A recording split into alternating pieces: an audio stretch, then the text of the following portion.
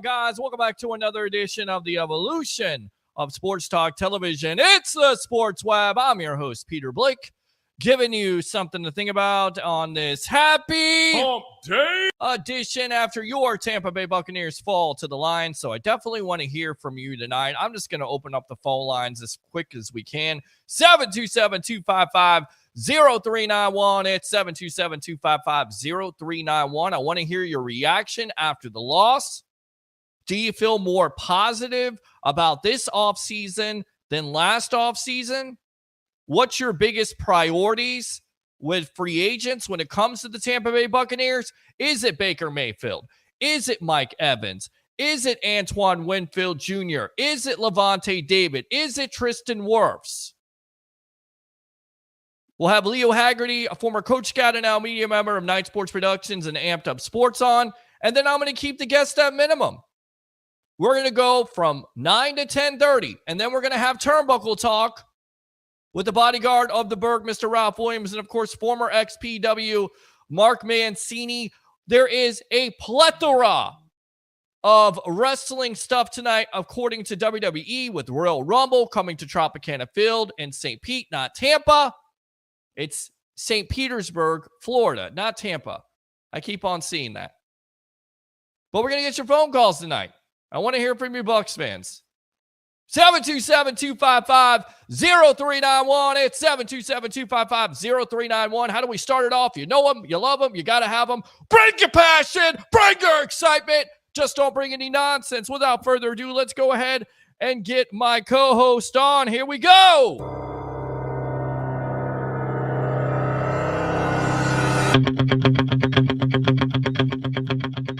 Former Coach Scout and now media member of Night Sports Productions, Amped Up Sports, Mr. Leo Haggerty. Welcome to the evolution of Sports Talk Television as the Tampa Bay Buccaneers fall to the Detroit Lions, 31-28. So now we know the NFC Championship game, of course, is going to be the Lions going to San Francisco and Baltimore against the Kansas City Chiefs. Welcome.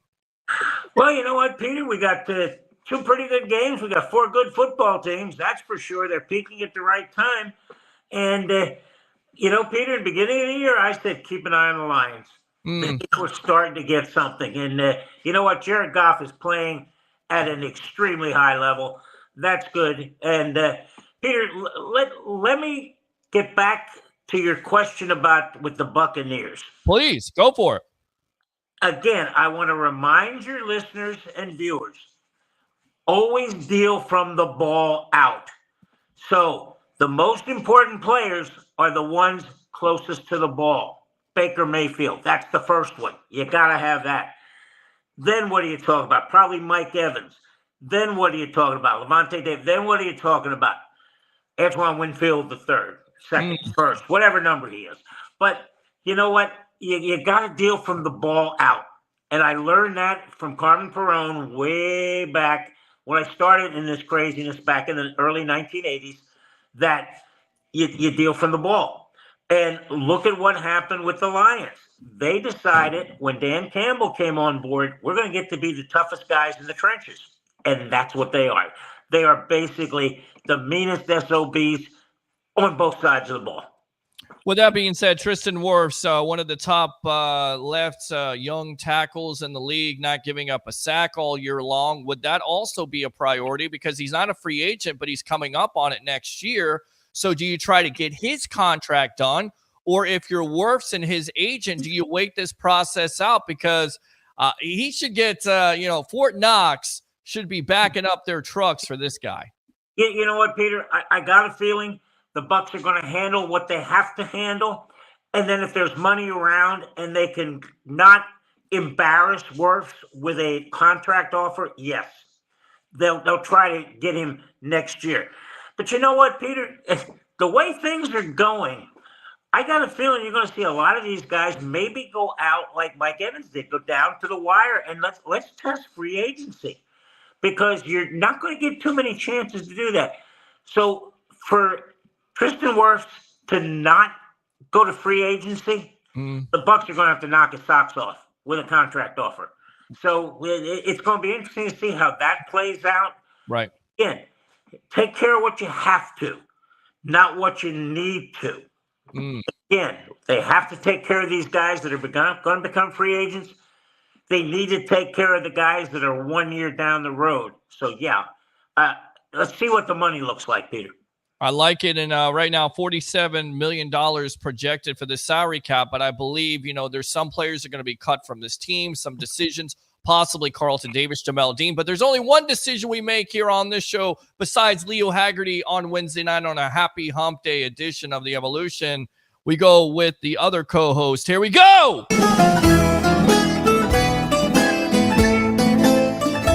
Handicapper extraordinaire of the sports web. I think he's got some picks this weekend. Mr. Harry the Greek, welcome to the Evolution of Sports Talk Television. How are you doing tonight?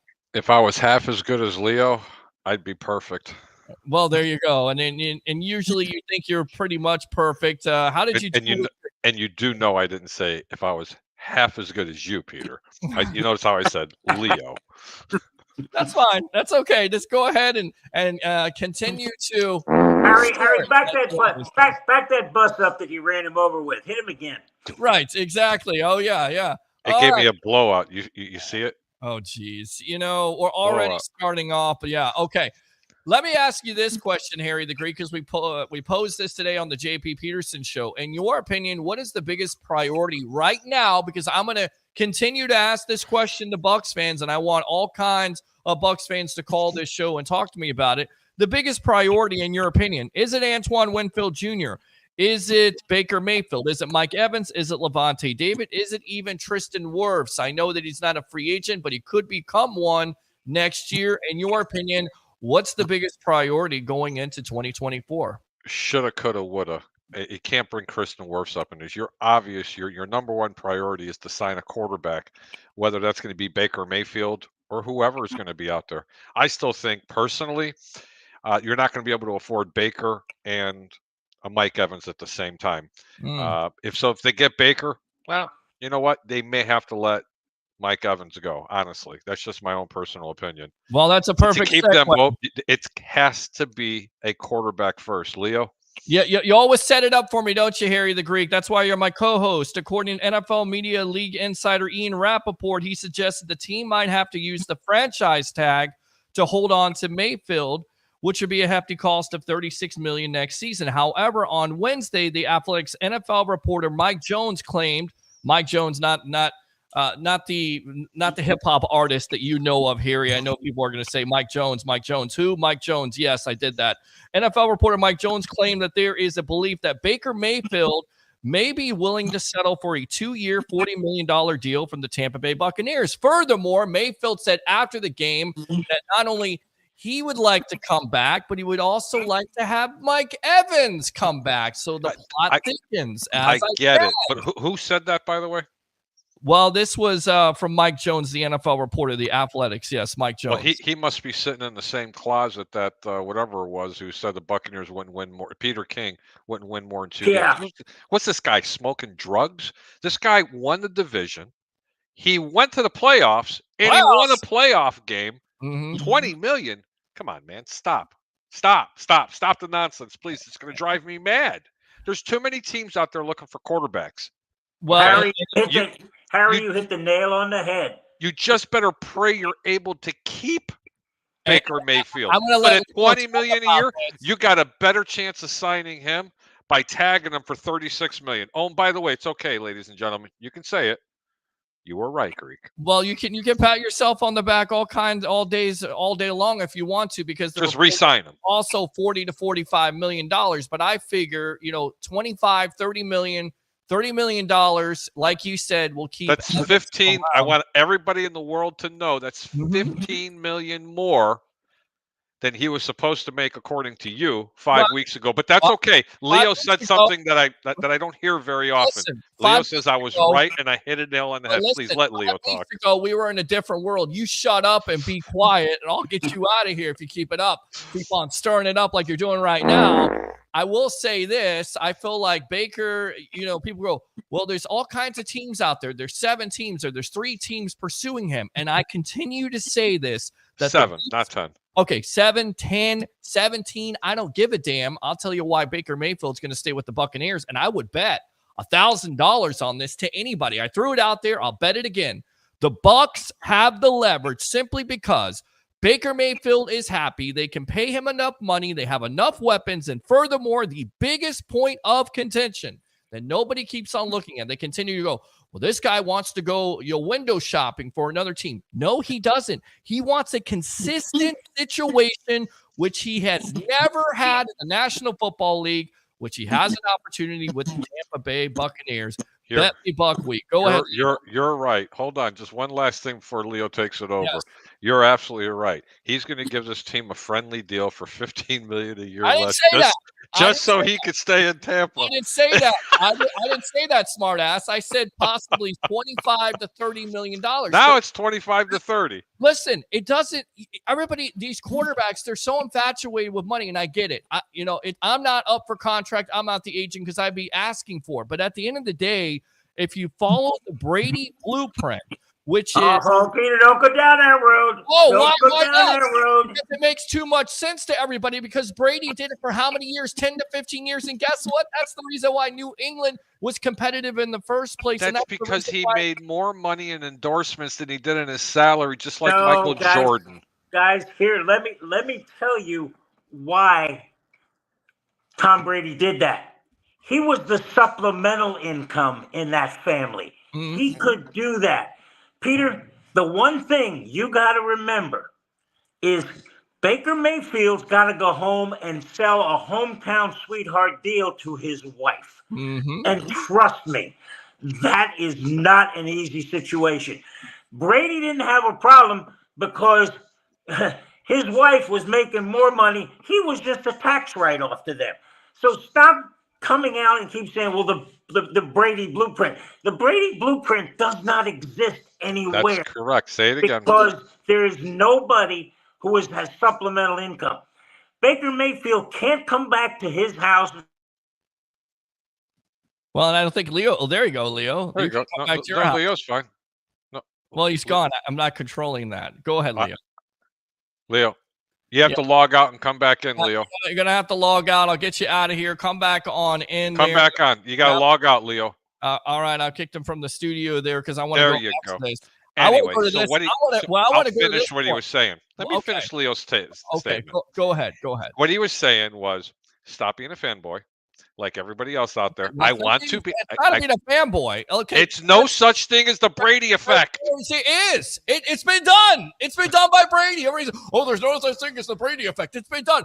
By the way. Look at Ed, hold up. We'll call you back in a moment. I love these debates because, ladies and gentlemen, this is what this is all about. It's worked out so well with Aaron Rodgers, right? With all the money that. It has not worked out with Aaron Rodgers. Wait. Thank God Leo's back. It's worked out. Hey guys, I'm sorry about that. Guys, it's worked out so well with Russell Wilson. Has it with Russell Wilson? Yeah, go ahead. Yes. Peter. Bury the Brady idea. It doesn't exist anymore because of that. Baker's got to go home, and he's got to tell his wife, okay, I'm going to take $10 million less a year just to stay in Tampa. Guys, it's got to be close. It's got to be close. It's got to be within $5 million of what he's getting elsewhere. You know what he can sell? He can sell no state income tax. Boom. That gets you. Yeah, that's worth $15 million a year. Listen, let me come back here because we're going to go after the tribal troll here. Here's how you sell it. You sell it with no income tax. Hey, honey, again, PSA, I'm single, never had a wife before, don't have a serious relationship, but this is how I would approach it. We're going to save $2 million a year in income taxes, but we're going to give up $15 million just to stay in Tampa. What are you smoking? Okay, where do you want to go, honey? Do you want to go to Atlanta? Do you want to go to New Orleans? Do you want to go to Carolina? No, don't want to go to those areas. Las Vegas, do you want to go there? Or do you want to stay in Tampa, Florida, where you're happy, where the weather is nice all year round? And even though the damn rent is so expensive and the gas is so expensive, it's going to cost $35 million we or can more afford it. We love it here in Tampa. Enough of the nonsense. $35 million or more. A lot 30 more than the to 15 million 35. that you and the other web heads were talking about That's all 5 right. weeks ago. That's okay, but we were in a different situation in a different world. Let's go out to the tribal troll. Acknowledge me. Roger Shue, go ahead. What do you have to say? Of course, you're going to disagree with me. Another smart man at least calling Oh, in. God. Yeah, you're so smart. Go Peter- ahead, Roger. Peter Blake, Yes. know your role. Harry and Leo, the adults, are speaking in the What is room. your name? What is your name? Keep it up, You know what? Roger. I can do this all night long. I'm in that type of mood, buddy. Keep Yeah. it up.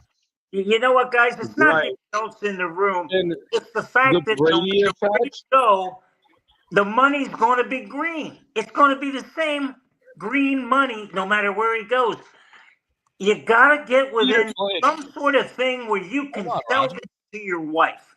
Because if you can't sell this to your wife, you're out of here. And he's About- right. Leo is right there, Peter. I mean, seriously.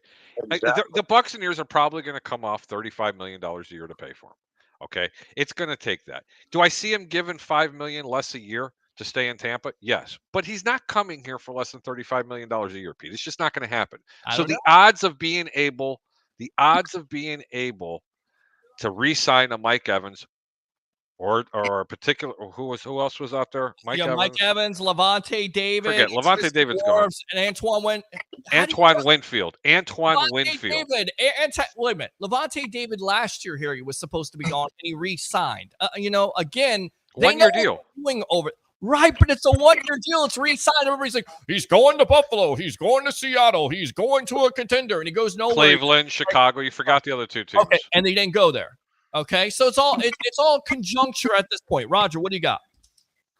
Peter, you just brought up a fact or a point about them being worried about rent and gas prices. I did. These people are multi-millionaires. And I They're not also me and you. said, They don't care. said That they're doesn't affect genius them. because you have selective amnesia and also selective hearing loss.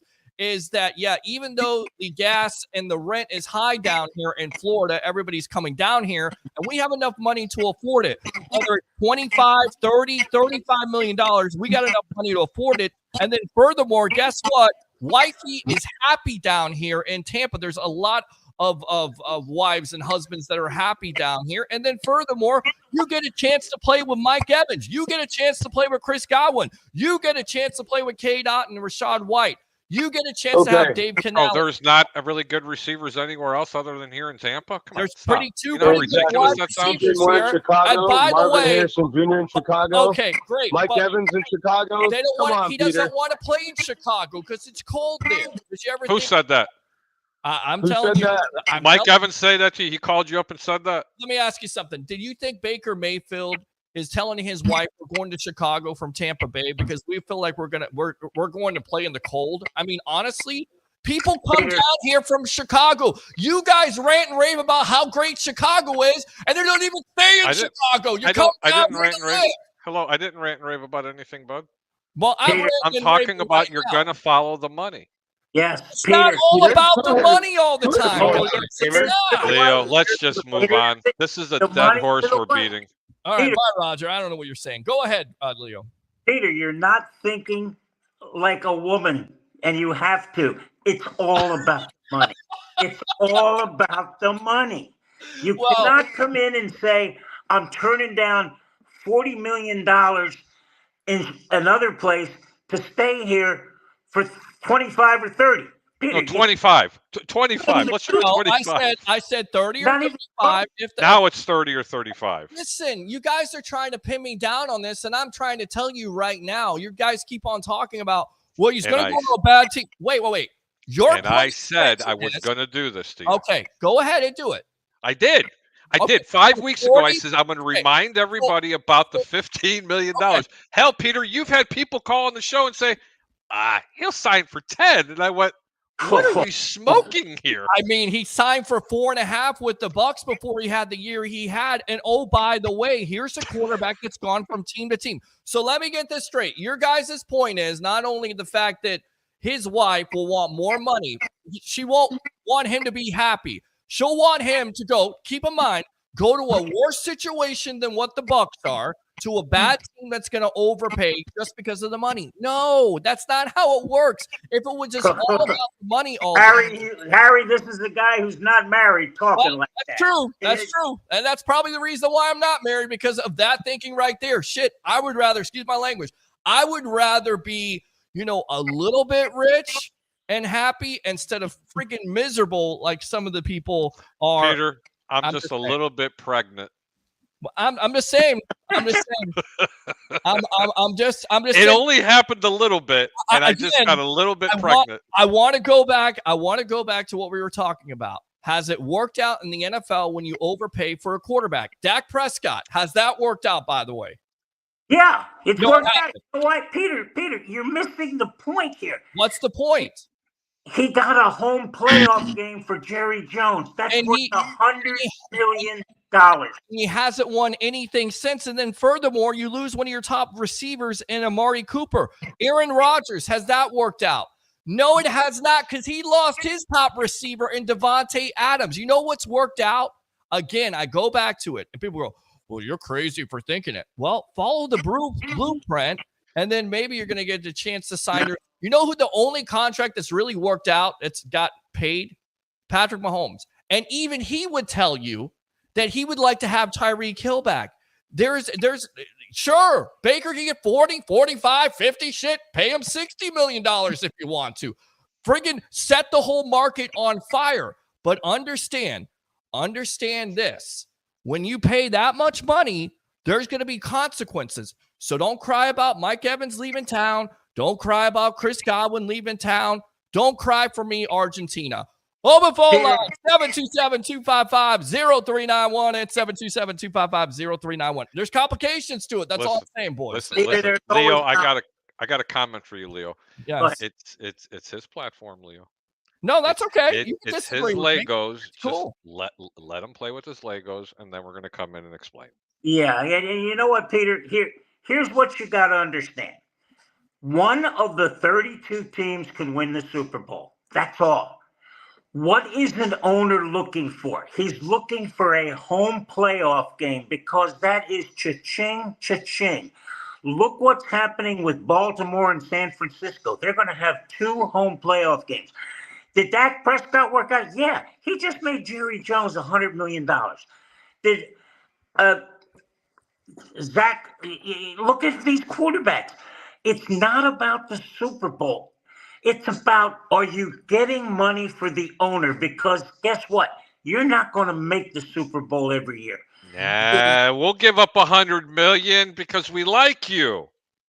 Well, they give up 100. They give that much money, but a quarterback doesn't. His gun, the gun is not put to his head that he has to accept that. Peter, you bring up some valid points. The only you. valid point, and I'm going to keep driving it home, is That's that fine. people on this platform were telling me that he would sign for 10 to 15 million dollars a year. Harry, at the time, 5 weeks ago, you didn't know. Just the franchise. I said, just the franchise tag the guy. It's going to be $35 million. Harry. Buddy, they're coming after him with double-barrel shotguns. Trust me. Mm-hmm. They're coming after him with double-barrel multiple shotguns. Multiple teams are coming after him. And the Bucs are going to lay down and take him with open arms, and they're going to pay him. I just hope that other players on this team will give you the team-friendly deal, because you have the most important position on the team signed. Well, Baker Mayfield may be the guy that takes the team-friendly deal, because he doesn't need to be like the other quarterbacks in the league where they lose one of their wide receivers. So he wants to take less money than what the franchise tag is. I didn't say that. I say he could take $30 million and 35 and have it spread out for a couple years. There's ways of making it look a lot. There's ways of incentives and everything like that to make it look a lot bigger. Okay, 727-255-0391. It's 727-255-0391. I blame you, Leo. I blame you, because he didn't come from me. It had to be from you, Leo. It's just he didn't. No, I look at the way in winning, because everybody's like, well, he could go to the Raiders. Okay, go to the Raiders. Great. Learn a new system. How successful is he going to be in that first year system? Pretty good. No, how? Why? Why is he going to be successful here? And I'll tell you why, honestly. And I'm not being a smartass when I'm saying this. Because Harry, Can I tell you why? Listen, Harry, he's been. With the Buccaneers were like the creme de la creme of the teams. Can I make the point here? The reason why Baker has struggled throughout his career is because he's had what? How many systems? 8 different head coaches. I mean, that's what it factors into. That's why I'm willing to bet money on this, that Baker re-signs with the Bucs, simply not just because money, because the Bucs can pay him the money. They can pay him the money, but also because he is comfortable in the system and he wants to be wanted. And guess what team wanted him the most and was loyal to him and will give him that stability, which he's never had in his You're career. right, Peter. The Tampa Bay Buccaneers. Well, here's your reasoning. Okay.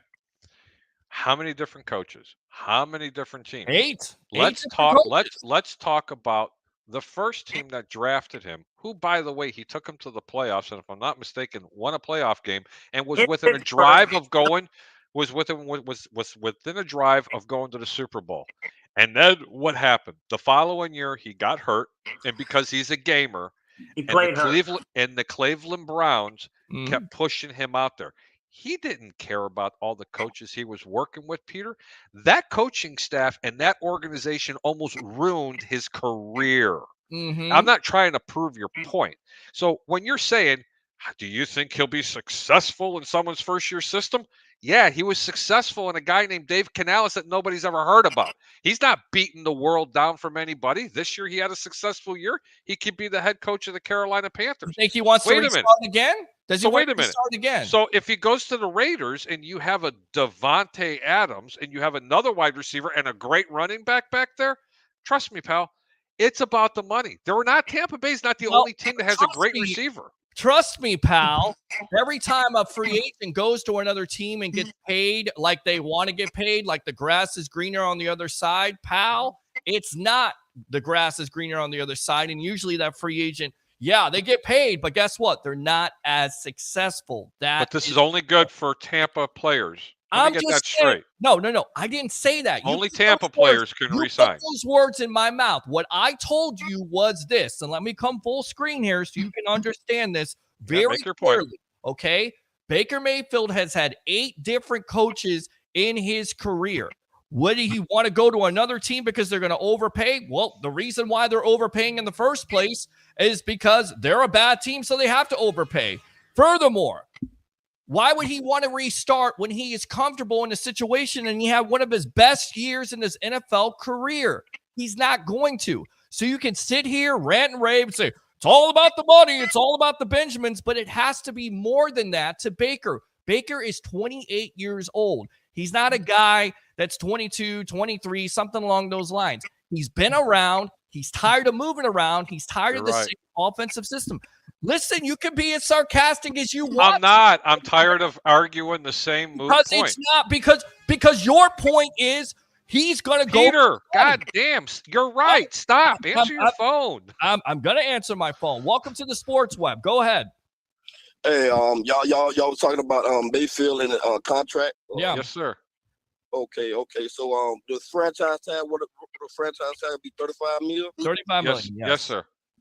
Okay. So you don't think they could do some kind of way where they can front load or back load a contract? Thank you. Of course they can, because they have done this in the past with Jason Light and Mike Greenberg. They're wizards over there. When everybody said they weren't going to re-sign Levante David, guess what? They did. When everybody said they weren't going to re-sign Jamel Dean, guess what? They did. When everybody said the sky was falling and they weren't going to be able to re-sign all the free agents after the Super Bowl, guess what? They did. Hallelujah. Well, I mean, you're saying it only applies to the Tampa Bay Buccaneers, and I'm giving you example. Hallelujah. Out of example. Let me preach to the choir. Go preach ahead. on. I will. Yeah, because, sometimes they have a lot of incentives, too. It could be an incentive-based contract, too. You know what I mean? You have to reach certain goals and stuff like that. They have other ways around it, even with void years. They got a lot of ways around the contract. Let me jump in here real quick. Please do. When you see a contract, the only thing you want to look at right away is guaranteed money. Let's say, for easy math, $30 million. How much of that is guaranteed? if 15 is guaranteed, understand this. Mark Dominic sold this to the NFL, and they bought it, and it was a smart move. Because what happens is that guaranteed money comes off first. So there's not a lot of dead money there. That guaranteed money will come off the first year. After that, it's not a guaranteed contract.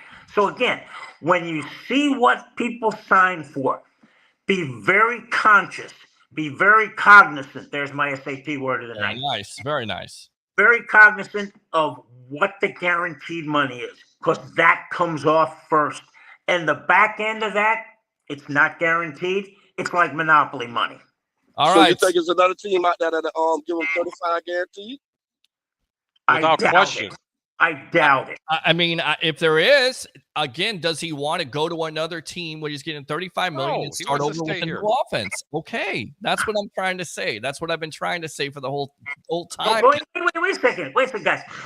If the Buccaneers guarantee 15 and somebody guarantees 35, he's going with the 35. I mean, you can't sell that to your wife. I mean, but again, it's not like the Bucs are going to undercut him with that. I mean, at the end of the day, they're going to be close. They're going to probably be as close as any other. Some bad team is going to have to sign him. They're going to have to oversign him. With that being said, caller, what do you think the biggest priority is? Is it Baker Mayfield? Is it Mike Evans? Is it Tristan Wirfs? Is it Antoine Winfield Jr.? Is it Levante David, in your opinion? I mean, to me, I feel like the Bucs should be lower and go ahead and get the deal done with Mike Evans, man. Mike Evans, so that's your number one priority, okay? Yeah, man. If it comes to I got to draft a quarterback or whatever, I mean, what have to be done, But Mike Evans been loyal to the franchise, and first ballot Hall of Famer, man. Amen. I love it. Good stuff. All right, good stuff. Any other thoughts on the Bucs losing to the Lions? I think we played a good game. We made some mistakes. Some calls weren't called, but it was like after the halftime, I felt like the run game was kind of going, and it felt like to me we got away from the run game and we called some pass plays and they missed the slide protection or something. Haggerty just let Hudson just run straight in and took us out of field goal range. It was like he did the whole game. Mistake after mistake. Well, there was definitely some mistakes, and the devil was in the details. I got a question for the caller. Yeah, go ahead. So, do you think Todd Bowles should sign an extension, or do you think they should fire him? Oh no, they not gonna fire Todd Bowles. I mean, he don't want to. Okay, good. No, I was asking you where were you on that side of the fence? Do you like Todd Bowles or no? I mean, I don't like some of his game management. Well, let me ask you, caller. What did you think of not calling that timeout? We'll move on to that. We'll move off of Baker here. What did you think of that? I'm not real heavy on that. I mean, to me, what are you going for about an 80-yard? Well, you got 36. Here's the thing. Here's the situation, guys, and you know this all too well, caller. Also, 36 seconds you have left on the clock. There's a possibility you have a bad snap. There's a possibility that you have a missed field goal. And basically, Todd Bowles kind of just conceded with his comments, saying the other day, and I'm trying to look for him, why prolong it? And this is what Mike Florio had to say. It's inexcusable that Bucs coach Todd Bowles didn't call the timeout. And then on top of it, even Dan Campbell said they messed up on that situation. Yeah. He real bad with clock management, man. Right. I've been saying this for the long. He's terrible. Right. He's terrible with clock management. Well, you keep him because of what he did this year and what he did. There's the second part of the question to the caller. If the Buccaneers didn't win the division and they lost against Carolina, just curious, do you think they should have fired him or no? Oh, yeah, they'd have fired him. Yeah, they'd have fired him. No. I want to know what you would have done. Would you have fired him? I would have fired him. Yeah, I would. Okay, so because he beat, I was gonna fire him when he was 4-7. Like I was ready for him to go there. Right. But so because he beat the worst team in football, which was the Carolina Panthers, to win the division, and they beat a wounded team in the playoffs like the Philadelphia Eagles, they should keep him. But had he lost to Carolina, you would have fired him. Well, because the division was on the line and the expectation. Right. And you know what? And I got to be honest with you, Pete. Why are the Eagles so trash when we beat them? Oh my God! No, man. The last 7 games were horrible for Philadelphia. I But- mean, it's NFL, man. Thank you. You got to line up and play. It's called Yes. the National Football League, not They had football. they had the lead against Arizona and blew it. The second worst team in football, and then they got beat by the New York Giants. No, I agree with you, and you have to line up and play. But what I'm saying is, and the point I was trying to make was this, and you made it for me. The general public wanted to get rid of him when they were 4-7, but because he won the division, you're going to keep him. But you do question his play calling ability. But if you're questioning his play calling ability, I question his clock management. His clock management in the game. I mean, if he could hire somebody like an analytics guy, or somebody, man, to help him with that, man. This caller is on the money. What's your name?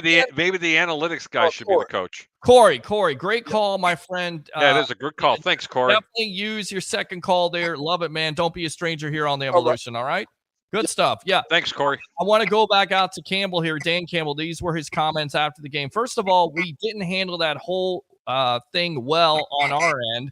We should have bled it more than we did, which is the clock. Look, I'll be the first to admit it, and that's on me. But, yeah, we knew they had a timeout left, and I could tell he wasn't going to call it because that has been the biggest criticism with Todd Bowles, and my biggest criticism is clock management. And furthermore, I want to know in his contract, does he get a bonus if he keeps enough timeouts? Because he's done it this year before halftime, before games are over, and this cost him. I could tell he wasn't going to call it, so that's just how it ended.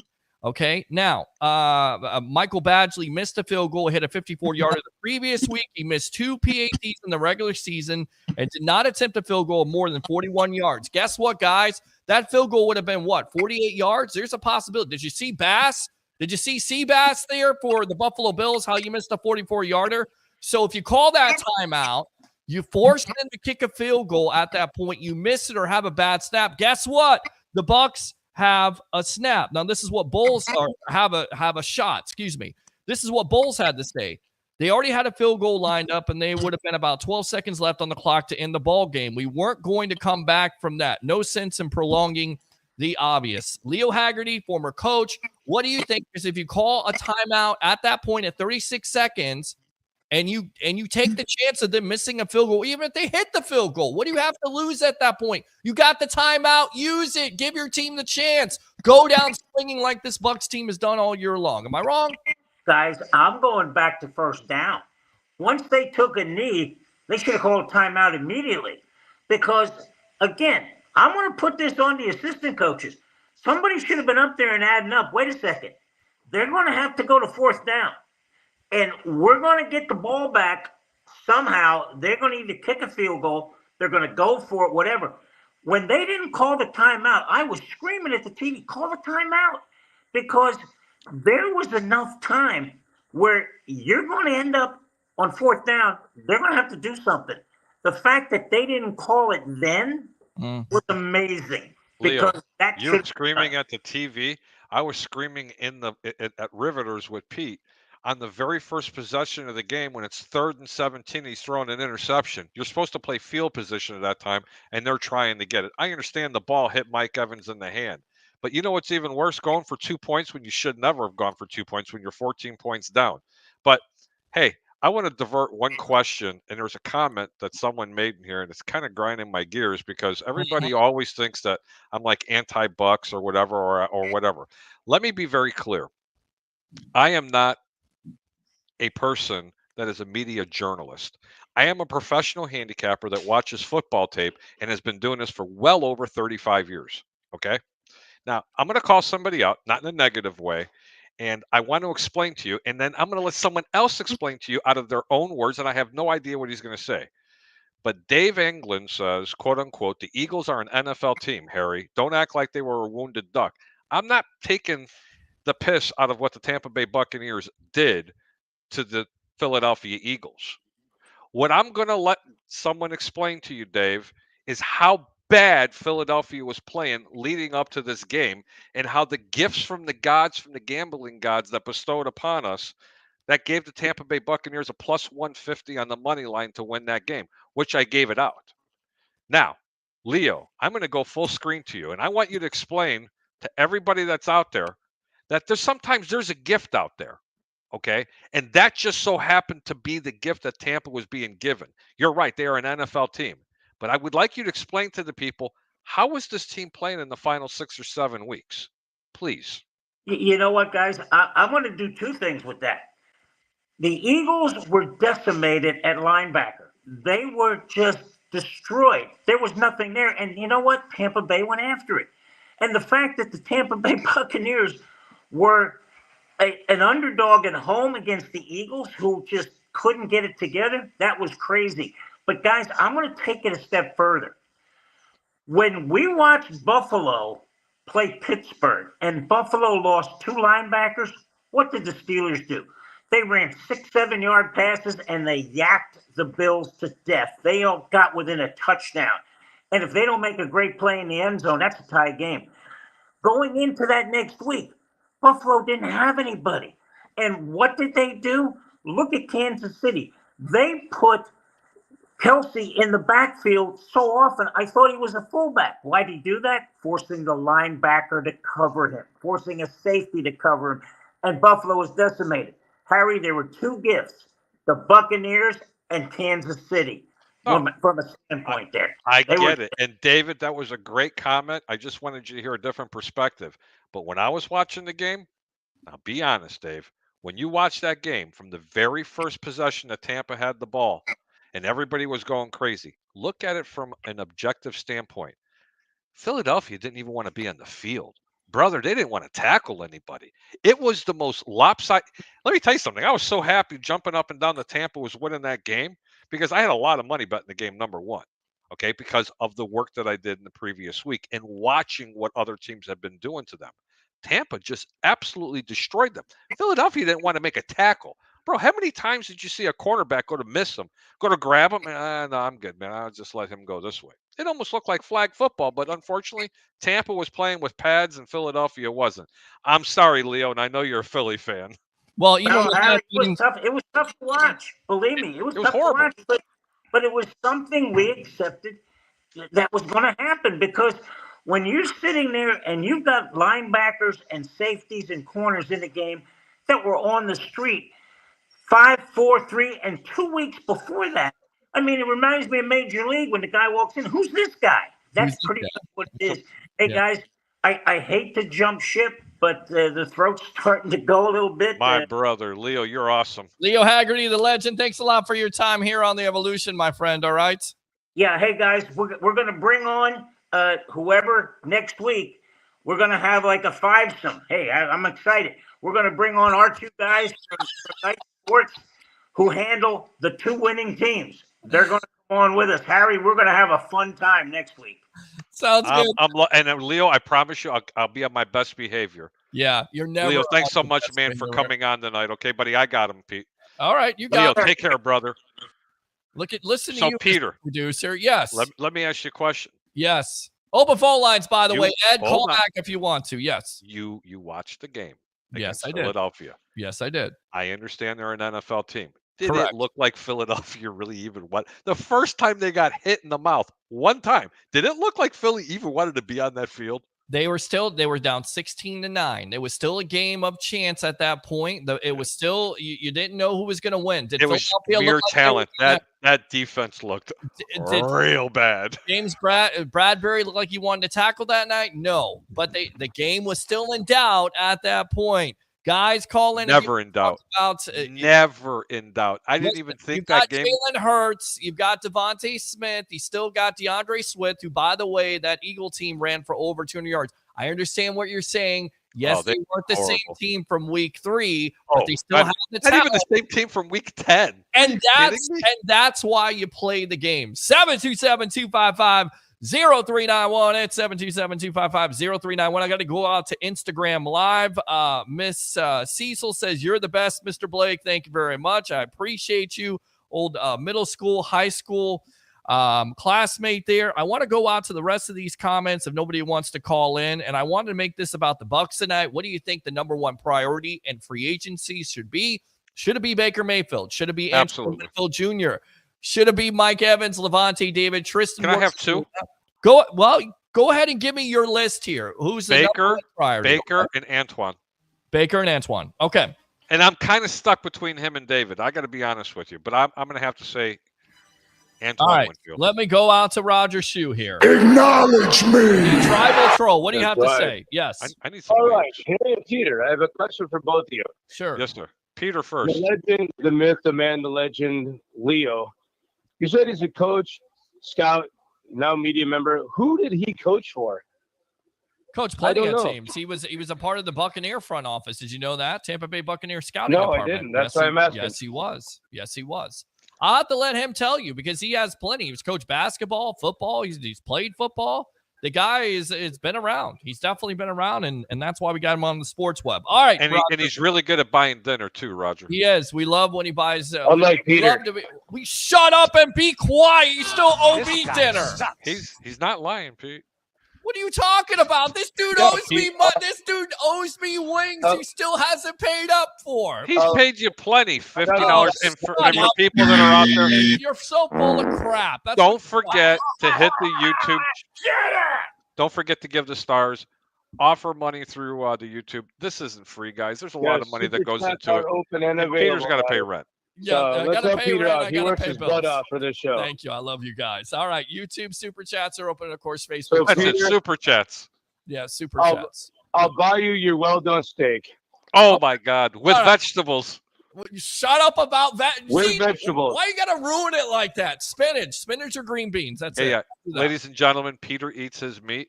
You're right. That didn't sound right. Peter eats his steak. Well done, and he refuses to eat a vegetable. That's lies because that is not. I don't eat some certain vegetables. I've I known Peter. Oh no, but you eat. Tell people you eat your meat well done. Yes, I do eat my steak well done. If I can talk, I eat spinach and green beans. I do not have vegetables in my eggs. Look, I do not. And let me put this public service announcement out there. I do not get up in the morning and sleep 6 to 8 hours to eat, eggs and cheese and an omelet with bacon and put vegetables in those eggs. That ruins it for me. I'm not looking forward to vegetables. So enough of that nonsense. Yes, I eat all my meat well done. And bite me, by the way, I also have ketchup on my hot dog. So screw you guys. See, Tom Banner, we're That's feeding the a ducks, sin baby. against God. I don't even know what you just said, Roger. What is wrong That's a with both sin of you? against God, having Whatever. ketchup on a hot You're dog. out of your mind. Tell him. Mr. He Fry. is. I know somebody who eats ketchup on their hot dog, but I'm not going to say who it is. And they're horrible too. My buddy right over here, Dave England, he said it. Peter, well done. Do you put ketchup on it too? No, The answer. ketchup on it. You're lying. Listen. Bullshit. Anyway, listen. David, I've been to Outback with him. Full of nonsense. He He's had. Hold on, Dave. He Freaking mixes liar. Heinz 57 with Heinz 57 with You're his lying. Heinz ketchup. I'm You're not kidding you, so man. I've full of- watched it. You are Just full of crap. smothers it right over the You are top of it. so full Ketchup of crap. blowing down his beard, the whole 9 yards. You're an idiot. All right, Roger, I hate you. Seriously. Roger, go ahead. Anytime a steak is cooked more than medium rare, it should be thrown in the trash. Oh, God. Tom Banner, here he is. Oh, God. In Here my we go. best Ron Burgundy. Stay classy, Shannon Diego. Not even Harbaugh puts it on his puts How ketchup do you on his know? hot dog. Tom, have you ever ate a hot dog with Jim Harbaugh before? Which, by the Whoa, way, bro. yeah, bro. Tom Banner's Bro. Mr. Chicago. Okay, has he done it? Okay. Has he ate a hot dog with Jim Hold Harbaugh on. before? Remember, I know where you live, and he's a really good friend of mine. And he's a collector. He's 6'5" and weighs about 280 pounds. Okay. So just It's not don't gonna don't ever put ketchup on a hot dog in front of him because because he's going to stuff you in the bun. Tom, you can write on every post that I put out there about ketchup on my hot dog. I'm not going to stop eating ketchup on my freaking hot dog. I like Lord. ketchup on my hot dog. I like spicy mustard. I don't like Tom. relish. I don't need tomatoes. I don't need Tom. salad. I'm not. If I want to eat a salad, I already eat a salad. Oh, Tom, please forgive him, for he knows not what he does. Tom says you have to give him 20 Hail Marys and 3 whatever it is. Go to hell. He Oh needs my Father God. Nelson for that remark. You Oh, shut up Father and be Nelson? quiet. He only- Peter likes half Nelson, full Nelsons, and Father Nelsons. No, you're wrong for that. All right, Ketchup and hot dogs, buddy. I like ketchup and hot dogs and spicy mustard. All right, what else? Why does anybody care about what I eat, by the way? 20 Hail Marys, I think, should absolve you, Peter. All right, get out of here. Here's 20 Hail Marys. I got to bring some of these comments in here. Dave Anglin is absolutely just pissing on himself. He loves it. He says he loves the show. Dave, thanks so much. We love you. Hot dogs equals mustard, relish, and sometimes onions. He's correct. No. Corey Hall. Look, Corey. Why do you want to eat relish on your hot dog? What is that, guys? What is that? That's like sauerkraut to me. That's like, sauerkraut. Relish is nasty. It's gross. Why would you eat The hot dog gods are saying blasphemy. You know what? I'm going to have to go out to that place what is it called? The Chicago place and have It's called Portillo's, or you would call it Portillo's. Portillo's. You're going to buy the hot dog for me. I'll have it Chicago style. I wouldn't have it any other way because I already know I have to buy everywhere I go. Let's read these comments. I'm sick of you already. Got it. I'm serious. Hang on. I want to know if the tribal troll's still with us. He's gone. I Hail Married his ass out of here. You Hail Married the Greek guy out without my permission. He's out of here. Goodbye. You can call like 50 times if you want. 25 Hail Marys for you. Shut up and be quiet. All right, so let's read these comments. Seriously. Let's see. I'm always first. I'm behind the scenes. That's great. Good to see you, KR. KR, thanks a lot for tuning in. Thanks. I'm really ready for draft season. I think a lot of people are ready. Latest mock draft by Bucky Brooks of NFL Network has Keon Coleman at number 26. Now, the only way this would happen is if the Bucs decide to move on from Mike Evans, or they decide to move 20 to 1 odds right now. Anybody want to take that bet? No, he's not going. Keon Coleman's not going to last till 26. I don't see it. All right, Roger Shoe's calling in again. Yeah, that's because the Greek said I didn't let him go. You guys are sick. Go ahead, Roger. Barry. Yes, sir. Let's get Peter to eat a Italian beef with giardiniera. The hell is that? Giardiniera. We'll save it. You know what? Save it. Roger. Roger, here. No, don't say goodbye to Roger. Hold on. Curtis is coming on here. I gotta get. I understand. Tell Curtis to hold on. Curtis, hold on just for a second. Curtis, we got Roger on the line here. He's spewing some nonsense, so give him some time here. Don't fall asleep and don't have a stroke with all the stuff he's about to say. Here's the deal. Here's the deal. Yes. Since you guys live up in no place really, relatively close to each other. I live a holiday, Peter, no place really. Well, you're on the border of no place really. You're an idiot. Anyway, it's close enough. I want you to pick up Roger. Mm-hmm. You drive down to my house. We will get in my car, a real one, and then we'll go down the Portillo's, like you call it. And my friend Tom Banner is going to be there. As I said, Portillo's. Yeah. Okay, sure you did. But anyway, my buddy Tom and I will educate you on a very nice cuisine of Chicago food. Italian hot beefs with giardiniera. Maxwell Street Polish. I heard somebody say 20 to 1 odds on something. 20 to 1 odds on what? Well, what are the 20 to 1 odds on Keon Coleman being there 26? We're on with Curtis here, one of my favorites, web heads here. What's up, Curtis? I got to ask you something. You got in on this conversation. They're killing me tonight here. Harry, Roger. Yeah, they're killing me tonight. First and foremost, Leo made him upset. Don't let him. No, you didn't. What's your biggest free agent priority if you're the Bucs? Is it Mike Evans? Is it Baker Mayfield? Is it Antoine Winfield Jr.? Is it Tristan Wirfs? Is it Levante David? Who is it? Who should be the biggest priority for the Bucs in free agency?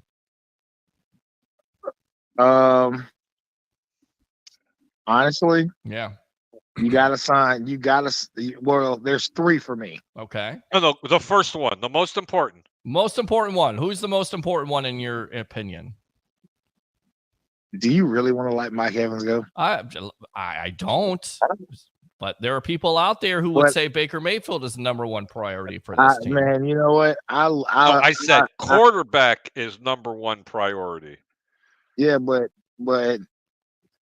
I don't know. Jesus, I got to read this comment really quick. Curtis, hold on a minute. I got to read this comment. Peter, never come to North Carolina, which means hot dog equals chili, mustard, onions, and coleslaw.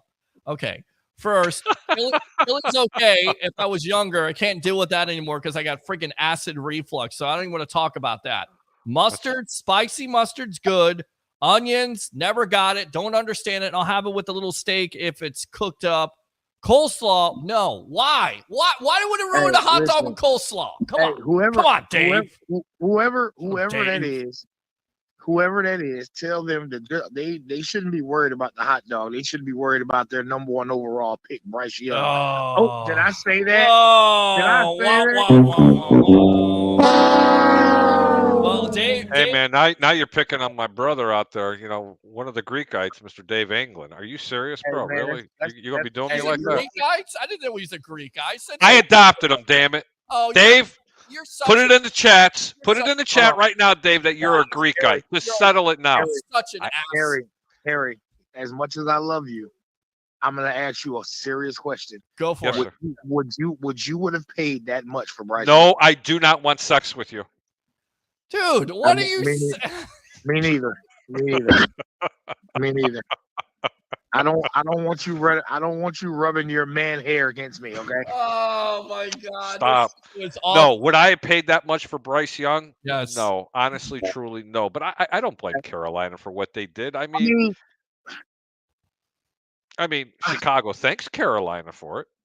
I know you do, because they got robbed worse than the Redskins did for RG3. Well, wait till you see who's going to get robbed this year. Because if the Bears keep Fields, they're going to rob not 1 but 2 teams. They'll get 3 first-rounders to move down 1 pick and a player. Yep. And if they go to number 3 or even number 4, they'll pick up another couple of first-rounders. Yep. You want to talk about robbery, son? That was the best thing that ever happened. It really was. It really was. Hey, you know what? Yeah. I don't care. I don't care if Carolina stinks for 10 years in a row. They in my division. I don't care. Well, here's something to care about, guys. There was another report out there, and I ask you, Curtis, and ask Bucs fans about this, not only the priority, but Dave Canales, second interview. Now there's a report that he's not the strongest candidate or not the leading candidate. But are you worried about losing Dave Canales and the continuity of this offense with the Baker Mayfield, Mike Evans, and Chris Godwin? No, absolutely not. Okay, why? Even absolutely if he not. leaves, man. I would definitely be worried. Here's the thing. Well, I'm not, because listen, I'm going to tell you something. Mm-hmm. This team has a nucleus. Mm-hmm. Yes, they do. The thing about this team is they have a nucleus. They just have to find out what works best for them. That's all it is. Right. And honestly, I watching the team later in the season, they had a good mix of veteran and young talent. And that's what most teams need nowadays in the NFL. I mean, listen, I would love to sign Mike Evans. I think that he's going to stay here no matter what. Okay. I hope he does, man. I really do. I'd love to see Mike Evans finish his career here in Tampa. Yeah. But if he doesn't, Chicago will open their arms for you. Enough of Chicago. Enough and their wallets. Kansas City. Just saying. Mike Evans belongs in a Bucs uniform. Go ahead. Well, I would love to see Tristan Wirfs be here forever. Mm-hmm. And I definitely would love to keep Winfield. I mean, for me, I think Levante David wants to retire a Buccaneer, so I think he'll stay. Okay. I think he's got another year left in him, don't you, Pete? No, I absolutely do. Absolutely got another year or two, especially when he's the best linebacker on this team. Clearly, the thing that people need to look at is what are we going to do? What are we going to do with Devin White? Gone. What's going to happen? See ya. Sayonara. Yeah. Well, that's fine. That's fine. Yeah, man, their backup outplayed them this year. J.P. Peterson said it best today. What's his name again? KJ Brett. KJ Britt. My God, that guy balled out. He's a thumper. He's the hardest hitting linebacker on this team. Listen, JTS is gone. He needs to get out of here too. Okay, because that kid Yaya and Kalijah, they look good. Oh yeah. In the little bit of times that they played, Yaya was coming off the edge, and I'm like, is that Yaya? Like, get out of here! This kid looks great. Yeah. Let me tell you something. If Kalijah Kancey did not get hurt this year, he would be in the conversation, and I'm thoroughly convinced that he would be Defensive Player Rookie of the Year. Okay, Now that honor is probably going to go to a Chicago Bear at corner. And I'm not saying it because I'm a Bear fan, but it's another player by the name of Stevenson. That kid balled out this year. Just an unbelievable player. But I'm telling you what, Kalijah Kancey, hold on, NFL. Well, You got Aaron Donald 2.0 coming real quick. especially because you have him next to Vita, so it's like, oh God, that is so scary. Yep. So, Curtis, stand by. Hold on a sec. Alex, we're going to put you on hold. We're going to finish up with Curtis. Stand by. All right, Curtis, go ahead and finish up here, my friend, and use that second call for Turnbuckle Talk, which, by the way, Royal Rumble this weekend. We'll be talking about it. Yes, the Royal Rumble. The Royal Rumble. The Royal. Yeah, that's whatever that is. Wasn't Refrigerator Perry in the Royal Rumble one year? Steve McMichael, I think. No, Steve wasn't in there. Steve wasn't. Hey, isn't Baker Mayfield? Doesn't he kind of remind me of Jim McMahon a little bit? You know what? He really does. Very similar personalities, except Jim was a little crazier, in my opinion. Yeah, dude, listen, like the dude wasn't wrapped. You look at Baker, you're like, this guy just, oh God. So.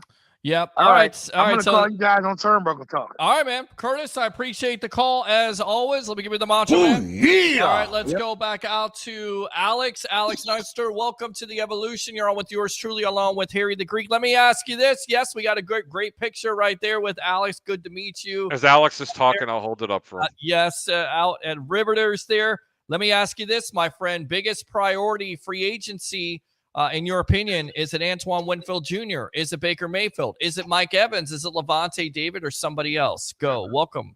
Well, I got two things I want to talk about. First of all, happy Wednesday evening. Yep. Love you guys. You guys are the best. Thank you, brother. Thank you. It was an absolute honor and pleasure to meet you both. Guys, for real, talking about the coaching, and I'll get to your question that you asked, because it's actually a good question. I did want to go back on the coaching, because I know you guys were talking about Dave Canales and Todd Bowles and the situation. Let's look at the season, okay? Going into this season, we didn't know what we were going to expect. If you look at what we was and what we went to, you're going from the GOAT to a guy named Baker Mayfield, bounced around all over the NFL, all over his career, didn't know what to expect, a brand new offensive coordinator. There was a lot of ifs, ands, and buts about going into this season. But I want to talk about Todd Bowles first. I think he did an absolutely great job. And anybody that says otherwise, I don't care what you say, you don't know football. Because what Todd Bowles has been able to do with this team, and again, a lot of questions were being asked going into this season. But if you look at Todd Bowles as a whole, I want him back next year. He deserves to keep his job. I don't care if we already out of the playoffs, it is what it is. But he did a fantastic job. He took a no team and turned this into something that a lot of critics, and including your own Bucs fans, a lot of Bucs fans out there, and you know who you are, were doubting this team going to the season. The fact that you got a winning record, second round of the playoffs, you can't be disappointed. So do I think Todd Bowles keeps his job? Absolutely. And he deserves that job. Going on to Dave Canales. Dave Canales, I want Dave Canales back. I don't believe in switching. Assuming we keep Baker, assuming the Bucs re-sign Baker, which is going to go into the second question that you asked, assuming the Bucs can re-sign Baker, I'm going to keep Dave Canales because I think it works. It works. I don't believe in switching an offensive I don't believe in switching coaching at all after a successful year. Sure. And I consider this as a very successful year. Going into the free agency, who do I want back and who do I think the priorities are? Of course, I do believe in bringing back our quarterback. I do believe Baker earned his spot. I do believe, I want to stick with Baker and see what he has another year. I think if I'm the Bucs, I'm going to give him a Geno Smith type contract, just because I think that's what he deserves. I think that's what, in my opinion, what we're looking at. But Baker's in the heart of his career. Not a question. That's not even something to discuss. So that's it. I'm gonna drop it. That's it. Levante David is a good one. I think I want to see him retire as a Buck. I love Levante David. Okay. He's one of the best linebackers in the league, in my opinion. And once a Buck, always a Buck, and he's been a Buck, if I believe, his entire career. So you got Mike Evans, you got Levante David. You better sign Anton Winfield after an all-pro NFL year he's had this year with this Buccaneer team. Sure. So they're going to sign everybody. But the question is going into the how much cap space do we have? Because that's a big question. They're not in bad shape. What is it, 80 million, Pete? Know about? Well, it was 80 million off from last year, and now it's like 47, and they can free up more cap with doing. I thought it was going to be like 80 million by the time it's all done and over with. Well, it could definitely be eventually. I think they're like 7th, 8th, or 9th best position because they took all that money from Brady and took it on the chin this year. It was a genius job. Mhm. Absolute genius job. And it worked. Yeah. Yes, it was. Yep. All right, Alex, what else? Well, a couple more things before I go. But going into asking about your free agency, yes. And the biggest one, Devin White. He is walking the plank. Don't want him back. Okay. I don't want Devin White back. He was toxic going into this year. He already didn't want to be a Buccaneer as it is going into this year. I don't care what anybody says. What he did in that last playoff game against the I don't know if you guys really paid attention to him, but I did. Just a lack of play all year, just a terrible attitude. And I don't believe he didn't want to be a Buccaneer this year, regardless, probably because of the money. Some players, it's all about money. A guy like Mike Evans who deserves to be paid. Mike Evans sacrificed a lot for this franchise, and he knows what it means to be a true Buccaneer. And he's not Devin White's not no Mike Evans. So you know what? I'm freeing that cap space up or whatever it is. I don't know if he's a free agent or not, but he's a free agent, but he's not under. I want to make a point. I want to make a point really quick because he just brought up which Devin White? Devin White. Devin White. Okay. It's not because of the money. I don't believe that. I'm going to tell you what I honestly think it is. I think Tampa did the right thing by not signing because they knew the guy was going to be a turd box. Let me explain why. His first couple years in the league, the guy was absolutely unstoppable. You know what? It happens sometimes. They figure some of these players out. Yeah. Micah Parsons. When is the last time you seen him good in coverage? Wait a minute. Nobody tried him in year one. You know what happened in year two? They figured him out. Micah Parsons, a beast, one of the best linebackers to play in this game right now. Great at rushing the quarterback. Horrible in coverage. Same thing happened with him. You got figured out. He's not the player that he was. It was a blessing that Tampa didn't pay him because now they'd be on the hook for this guy. And let me tell you something, man. He ain't getting paid anywhere else. He's going to be getting on a very minimal deal or a desperate team that needs a linebacker that's average at best. Yep. And that's all I got to say, Pete. I got to fly, bro. My phone keeps blowing up. I hope that's all right. You got turnbuckle talk coming. Yes. And you got my boy on the phone with him. He could take it all the way to the 10-20 mark for you. Trust me. He can talk more. He can talk more than you and me combined. Alex, really nice talking to you. Hey. I love you, buddy. Appreciate you, brother, man. It was a great picture. Listen, I'm going to give you one pick, ladies and gentlemen. One pick for this weekend. Take it to the bank. Bet the over in the Baltimore game. It's a gift from the gambling gods. Bet the over between Baltimore and Kansas City. It's only 44 in some places, 44.5. Wow. Talk to you guys later. Stay away from the San Fran game versus Detroit. It's too many points. And the total's 51. If you have to bet the game because you're sick and you just have to, like Tom Banner, just saying, wait till the second half, watch the first half and make an educated decision. I love you, Tom, even though you don't put ketchup on your hot dogs. Peter, have a good night. Thanks so much for tuning in, everybody. And as I always say, keep your bets low and your returns high. Deuces. All right, there you go. Harry the Greek, professional handicapper extraordinaire. Alex, we got to run, man. Use that second call if you see want you, buddy. to. Appreciate it, buddy. All right, man. Let me go out to the phone lines. What's your name? Where are you calling from? You're on the Evolution. That's Alex. I'm calling from heaven. What's going on, buddy? What do you think here? The biggest priority for the Tampa Bay Buccaneers, and what also? Give me your thoughts on the Bucs losing to the Lions. First and foremost, who's the biggest priority coming in? Is it Baker Mayfield? Is it Mike Evans? Is it Levante David? Or is it Antoine Winfield Jr.? Antoine Winfield by far. Okay. Okay. I will say this. I want to comment on what he was saying on Devin White. Okay. There's a lot of things people not taking into consideration, and everybody's just picking at Devin White now just because. KJ Britt played like trash in coverage this week as well. The thing is, Devin White is no longer a middle linebacker. We don't have no JPP or no Suda calls pressure for real. Tryon is not causing the pressure that them same D linemen we had Super Bowl season. So what Devin White looked good in doing at middle linebacker is not him no more. He got to go to outside. However, we still got to replace him because we're not going to sign him to a long-term deal, I don't think. No. Unless he signs for dirt cheap.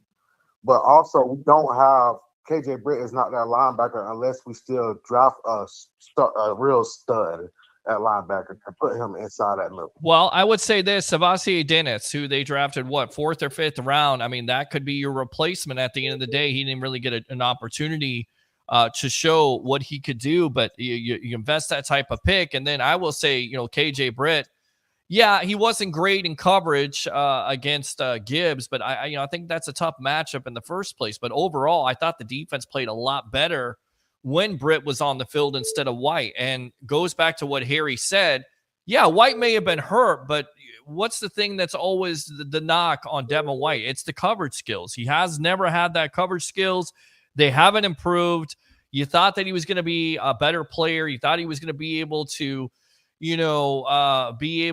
capture what he did in the 2020 postseason. He hasn't been able to do that. In fact, he's regressed. So I think that's where a lot of Bucs fans, kind of are disappointed with his play on the field, is they thought he would get better or he would live up to that potential that he had in the 2020 postseason, and he has never been able to capture that.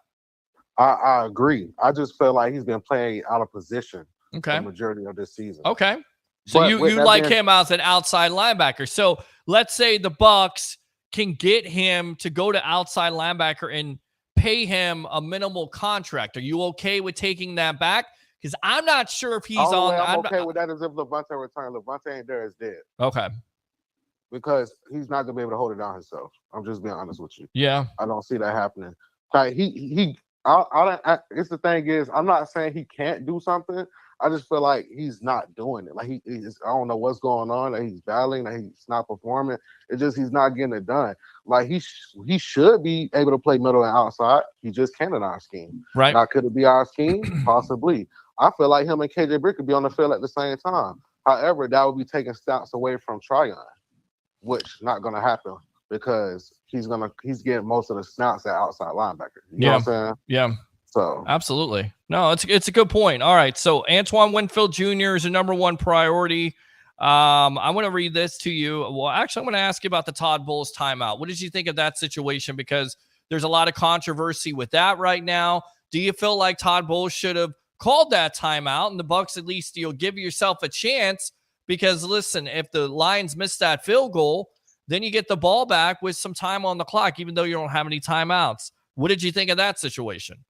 Todd Bowles exposed himself with the answer he gave that he don't know what he's doing or he don't understand time management. Okay.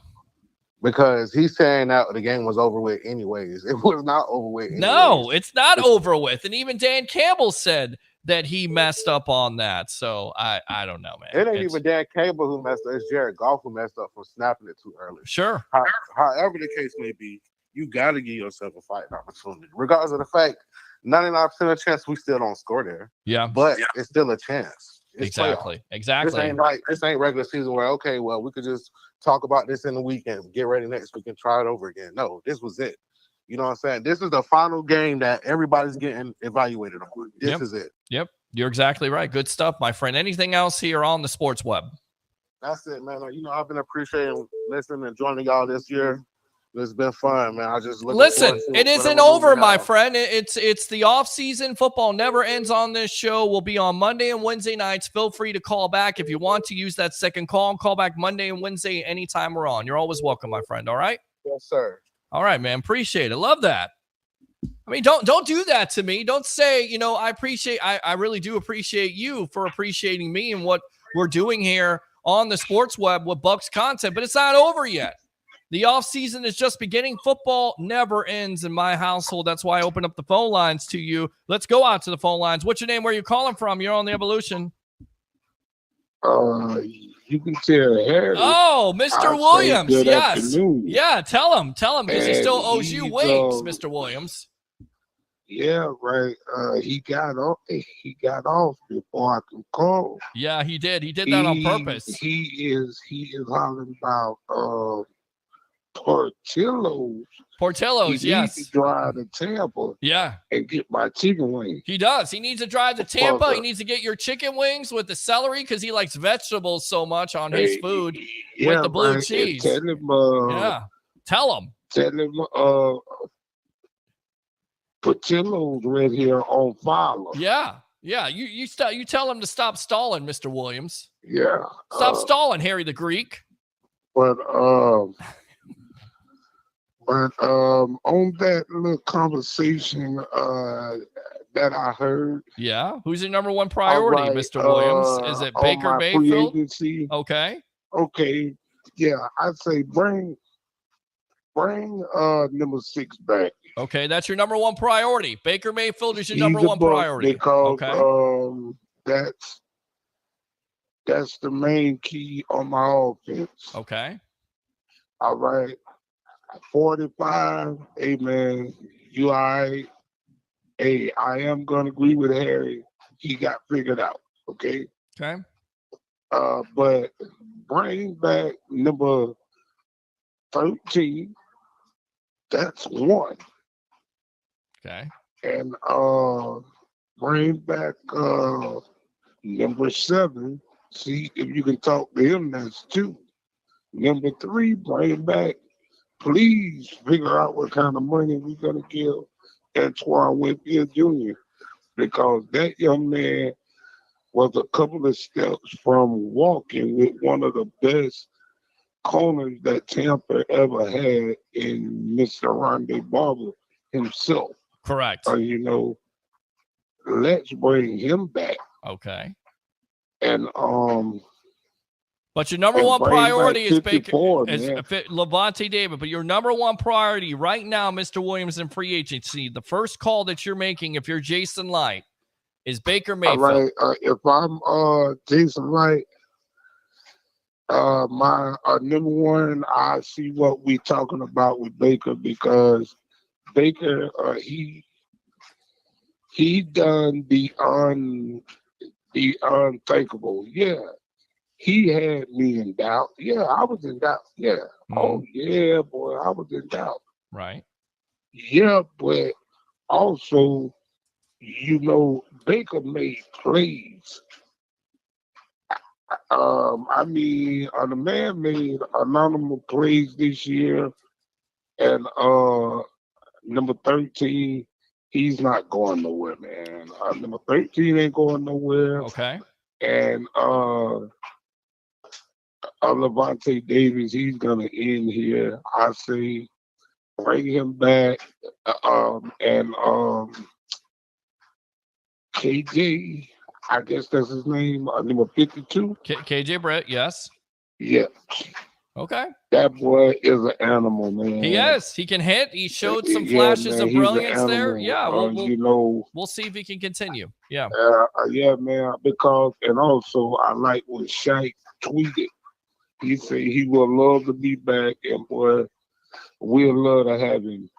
Well, I think Because that's where you could probably. Shaq Barrett done a lot of good things here. I love Shaq Barrett, I Mike Evans, since he got here, man, he done a lot of stuff for our city, community, and, right? Correct. On and off the field. Okay. All right, Mr. Williams. And, he deserved a gold jacket when it's time, but he's not gonna sign that. He's not gonna hang up his boots until he get that gold jacket from Tampa, man. Okay. All right. He ain't going nowhere. Okay. All right, Mr. Williams. But I say, okay, so you say first is Baker. They need to bring back Baker and the rest of the guys, man, and right, everybody else, man, just overlook what they done and get ready for the draft. Okay. But by all means, keep my wide receiver core like it is. All right, Mr. Williams. I appreciate you. I'll tell Harry to get those wings ready for you. All right. All right, man. I appreciate you, man. You guys doing a hell of a job, man. Hey, I appreciate Keep you, up the buddy. good work, man, and may God bless all y'all guys, man. God bless you, my friend. Absolutely. Great call as always by Mr. Williams. Going back to Shaq Barrett, that's an interesting case. He's coming off an injury, of course, had tragedy in his life, wasn't as effective as he was in previous years. That will possibly be a decision where the Bucs look to possibly restructure that deal if they want to keep him. I would like to have him back. I think he comes back, but maybe there's a situation where they can't figure it out and they can't renegotiate and he decides to go somewhere else or they cut him. But that's a big-time cap hit. So I think you have to restructure there. You have to look at your secondary. Jamel Dean's making a lot of money. Carlton Davis is making a lot of money.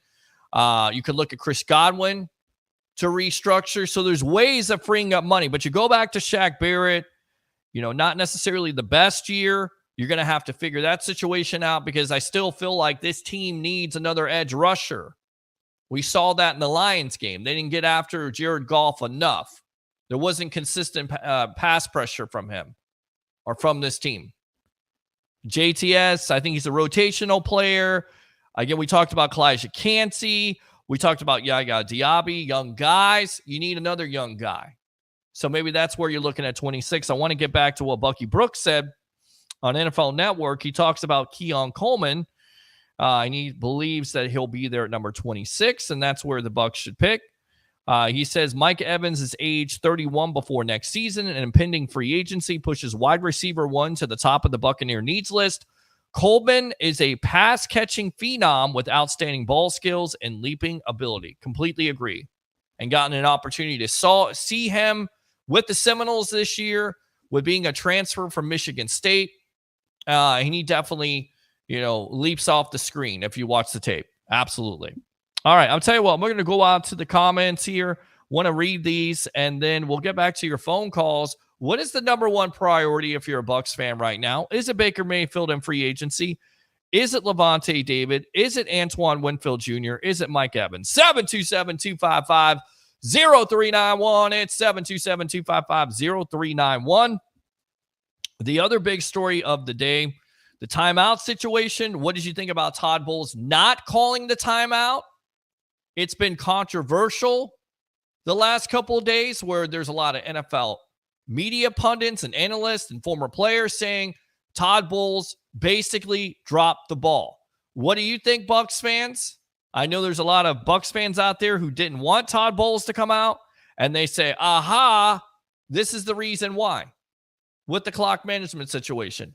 What are your thoughts on the Lions' loss? And then this story right here, Dave Canales receives a second interview from the Carolina Panthers. Of course, the Panthers, being a division rival of the Bucs, hired Dan Morgan, who also worked with Canales in Seattle from 15 to 17 as director of pro personnel.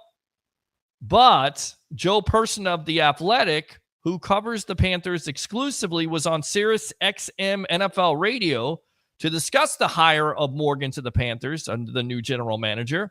And he says this, he still thinks that Ben Johnson is their top target. I know they may not be the only team that has Ben Johnson on top of their list. And again, he said this on Late Hits Monday night on NFL Sirius Radio. This is a guy just a year ago, Panthers owner David Tepper was very high on Ben Johnson. And again, the rumor was that Johnson was going to command at least $10 to $15 million to be a coach. By the way, Jim Harbaugh is your new coach of the LA Chargers. So I was correct about that, wrong about the team. Going back to it, the owner was high on Johnson. Johnson interviewed with the Texans, ended up pulling out of consideration here in Carolina and everywhere, and stayed in Detroit. His star has only grown brighter as the Lions make this historic run, at least historic for their franchise. So the Panthers will have to wait until Monday, and I really believe they will. I don't think they are in a rush, and if they feel they can't take their best shot and see if they can hire Ben Johnson, I do believe Ben Johnson is the top choice. That is important from the Buccaneers standpoint and from a lot of fans' standpoint is because you finally have a consistent offensive coordinator in a Canales, who, by the way, is 42 years old and will be a future coach in this league. A lot of people say, maybe not now. Well, you don't know. But I know as a Bucs fan that you don't want to see him go to a division rival because furthermore, you don't know what he's going to be able to do with the Panthers because what has he been able to do with the Geno Smith? What has he been able to do with the Baker Mayfield to turn those quarterbacks around? And Smith, he earned a second contract. 3 years, $75 million. That may be the type of contract that Baker Mayfield gets in this offseason. We'll see. This is where Jason Light and Mike Greenberg may go off of. With all that being said, Dave Canales' offense the second half of the year started to really come together. Baker Mayfield got more comfortable. The running game started to come together. You don't want to see that continuity. You don't want to see that momentum go by the wayside to where Canales gets a head coaching job with Carolina. I would be happy for the guy, but I would hate to see it. You want to keep this all together. It's called continuity. That's why when people say, well, you want to fire the coach, you want to fire the general manager, you want to fire the offensive coordinator and the defensive coordinator, and then how many years does it take to put all that together? What DeMeco Ryans did with the Houston Texans does not happen every year. Coaches like that don't grow on trees. It doesn't happen like that. You don't fire the offensive coordinator, the defensive coordinator, the coach, the general manager. You don't reset every other year like Carolina has done the last couple years, and you're a successful franchise. You're not. You're hot garbage. That's why the Carolina Panthers are hiring a new GM. That's why they're hiring a new coach. So if you're a Bucs fan, and this was my question today on the JP Peterson show, and if you're the Glazers or you're Jason Light and you fear losing Canales, do you promise him a coaching in waiting? 727-255-0391. It's 727-255-0391. And my point is, again, it goes back to, you had Lovie Smith here, right? And Jameis Winston was your rookie quarterback, and you had Dirk Cutter, and you were somewhat successful. And then it came up that Dirk Cutter was in high demand, that he could have went to the Miami Dolphins or the San Francisco 49ers. So you didn't want to lose that continuity. So they then fired Lovie Smith and you hired Dirk Cutter. Why? Because you wanted to keep the continuity. You wanted to keep the same offense in check.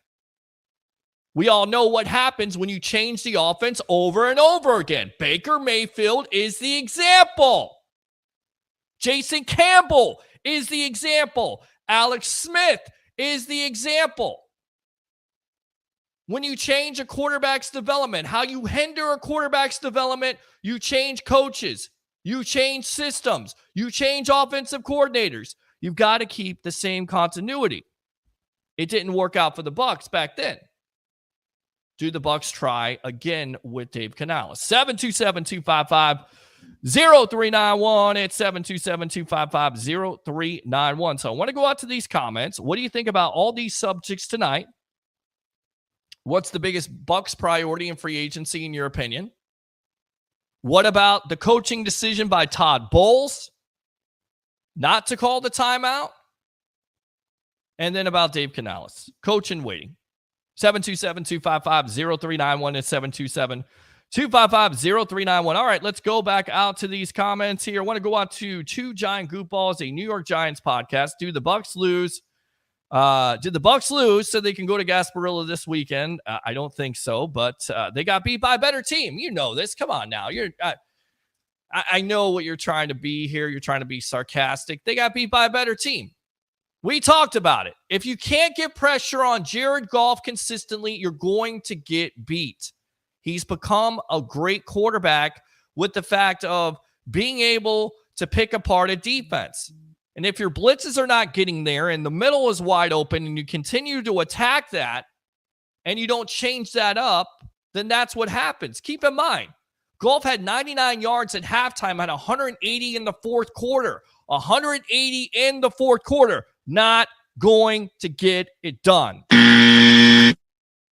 Let's see here. It is Royal Rumble week. Absolutely it is. We'll have the guys on here coming up at 10:30, waiting for Mark Mancini. We'll be talking about WWE. Lots of WWE news. The Rock on the board of directors there with UFC, with WWE, with Endeavor. Now they've made a deal with Netflix being on there. So I tell you what, let's go ahead and take a quick break here because I got no commercials, but we'll take a quick break really quick here. And when we come back, we will be talking with the guy himself, former XPW announcer, Mark Mancini, the Madman, and of course, the bodyguard of the Berg, Pittsburgh's newest radio personality about WWE Royal Rumble weekend, live from Tropicana Field on the evolution of sports talk television.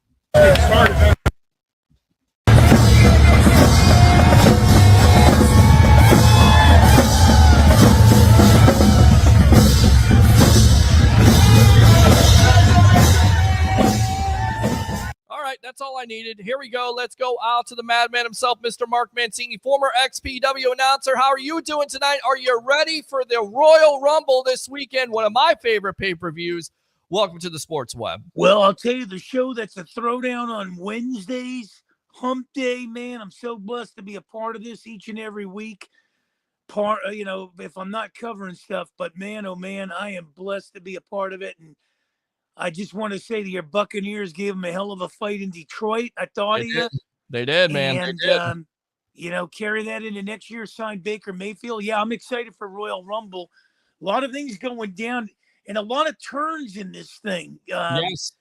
I don't know what's going on with Gunther here. Can't figure out the whole CM Punk thing. Stand by. Don't steal my thunder now, because that's exactly what we're going to talk about. Let's go out to the bodyguard of the Berg, Mr. Ralph Williams, newest Pittsburgh radio personality. Ralph, welcome to the Evolution. How are you doing tonight? I'm doing good. Thanks, Peter. Doing well. Yeah, absolutely. Let's get to it, guys. The big time story.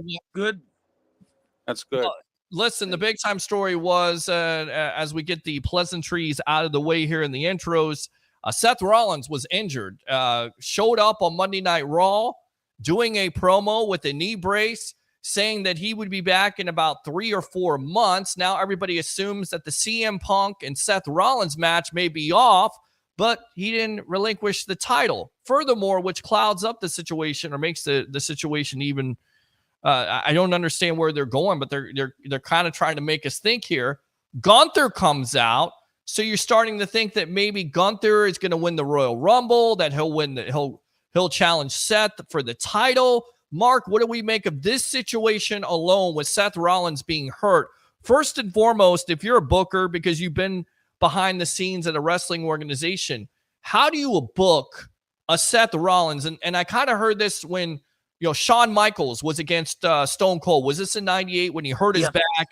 And you could see he was hurt. His back was hurt, but the passing of the torch to Stone Cold, and then Michaels went off for a couple years there with a big-time back injury.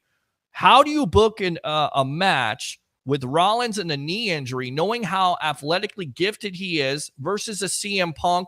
Do you do that, or there's talk of possibly turning the page on that? What would you do, Mark? What do you think is going to happen? I think the first thing you got to look at is how severe is the injury.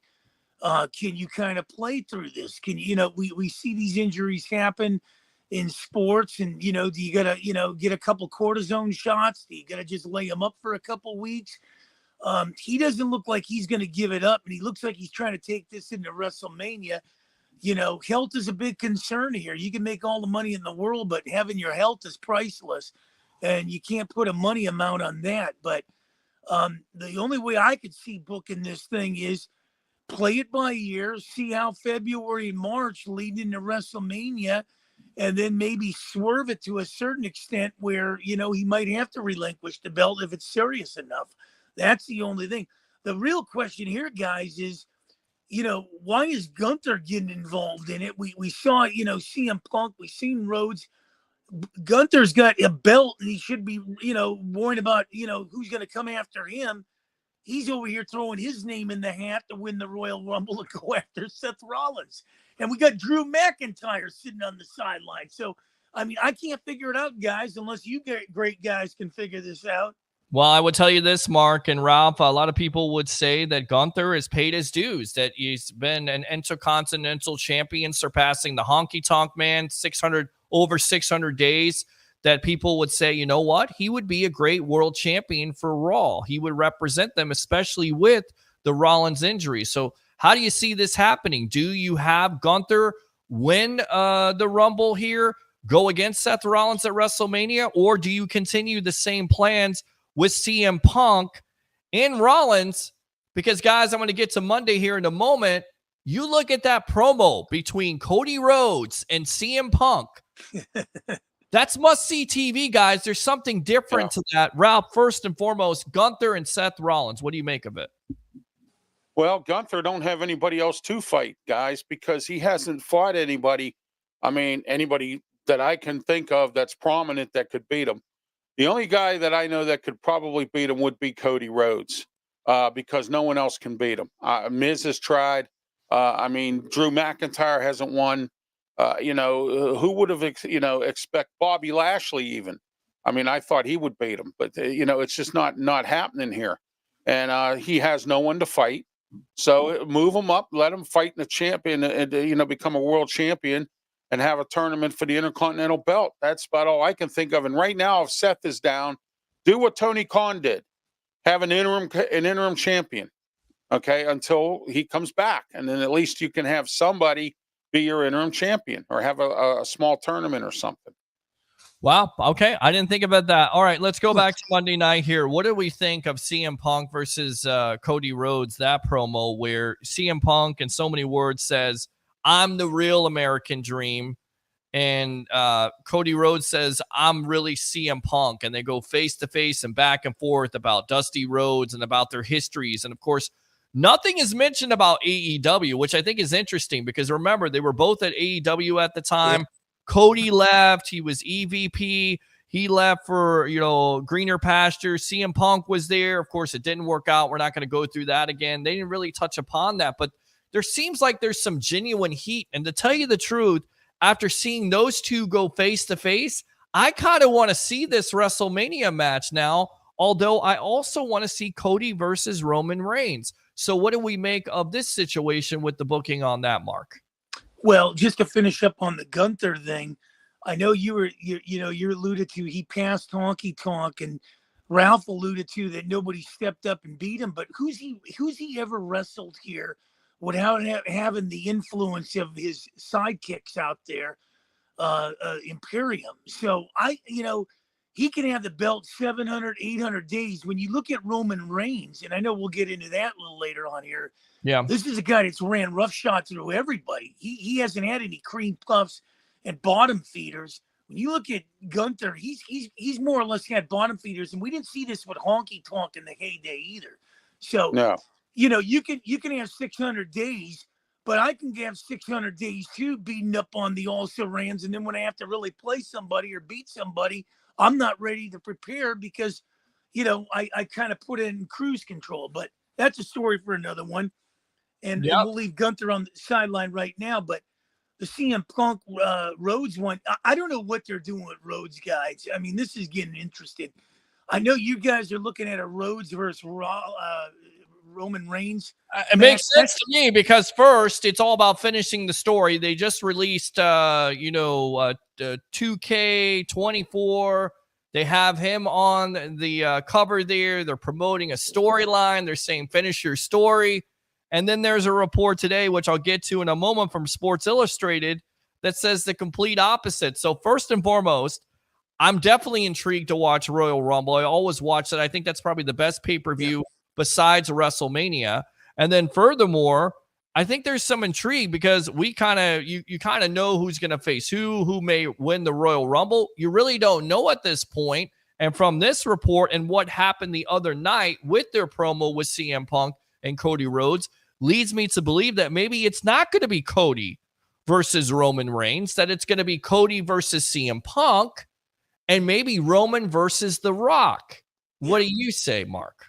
Well, I totally agree. I know it's in your backyard, and I'm sure you'll probably be there Saturday. No, I won't be there. It's too expensive for my blood, brother. Yeah. And when you look at this with the way it's hit, I'm telling you, and I've been telling you guys this for quite a while here.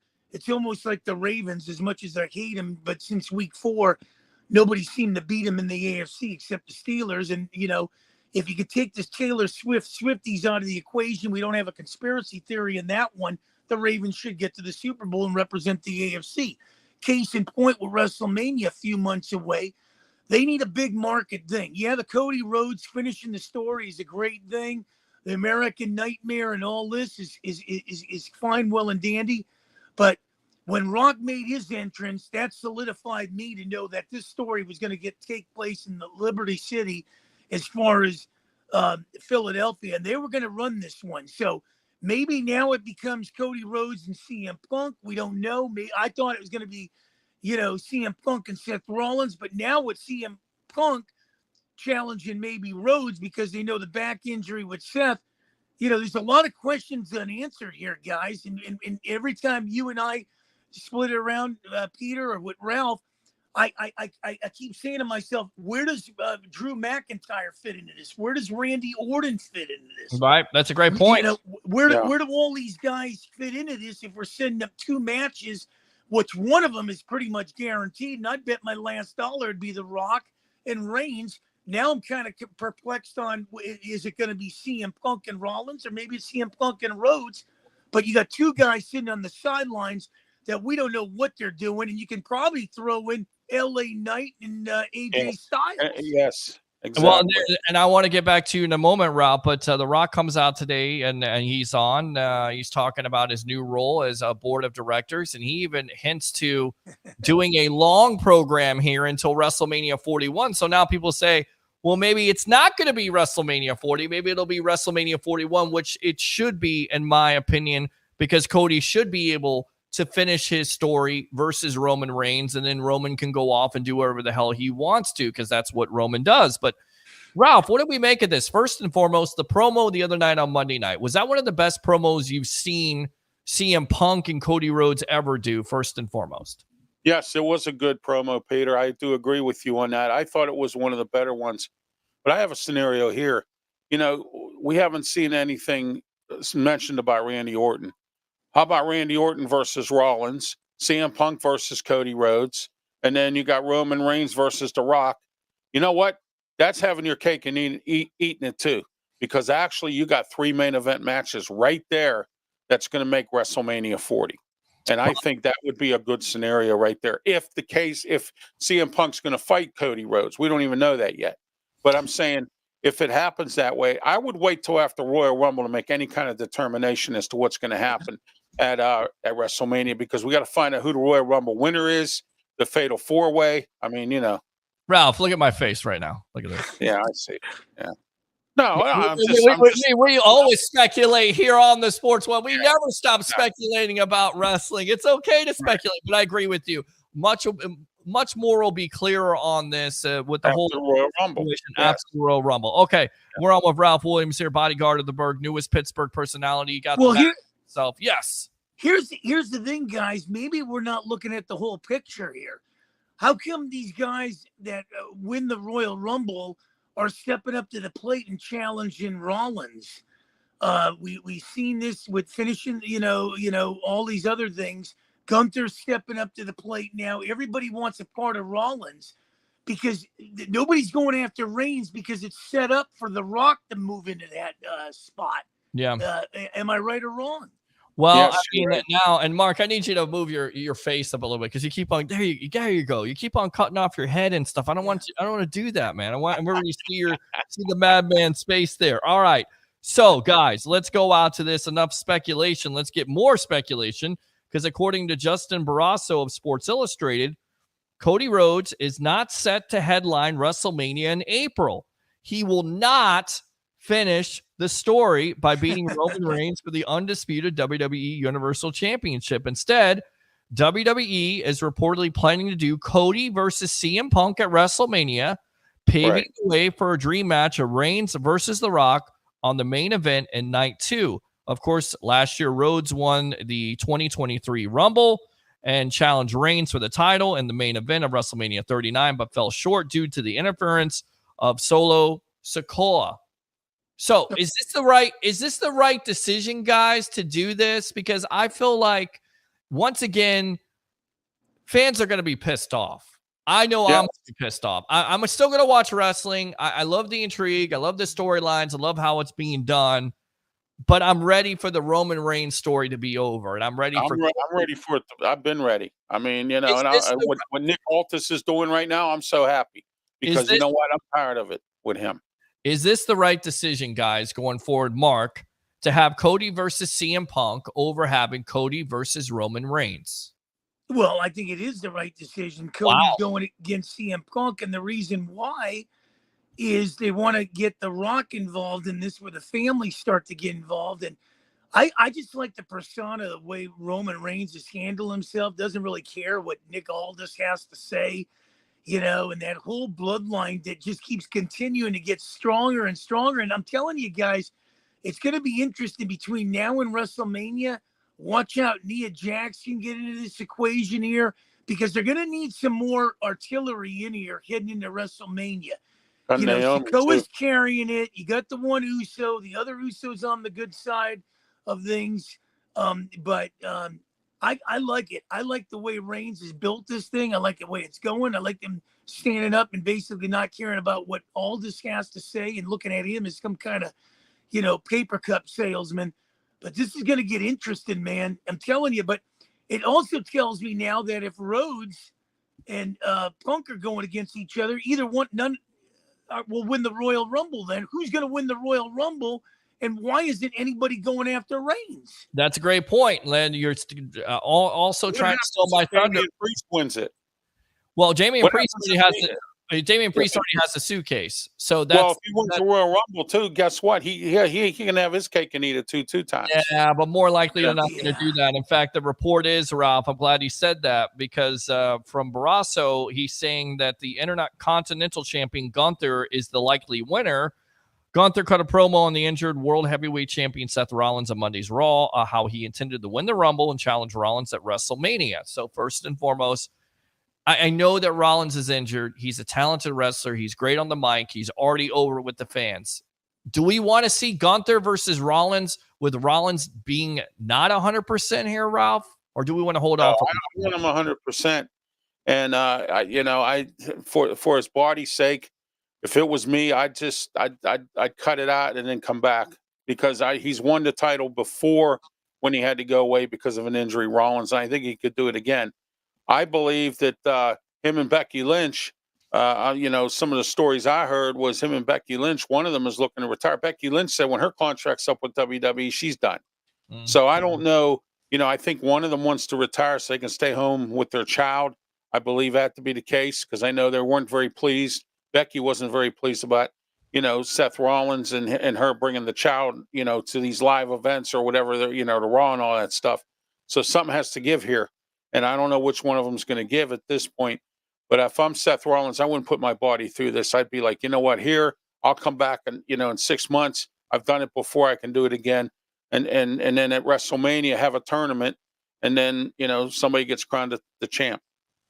Yep, that's certainly possible. All right, other news, because there's been so much news in WWE this week. In a major shakeup, WWE has struck a deal with Netflix. They will see its flagship weekly live pro wrestling show begin airing exclusively on the streaming giant beginning in January 2025.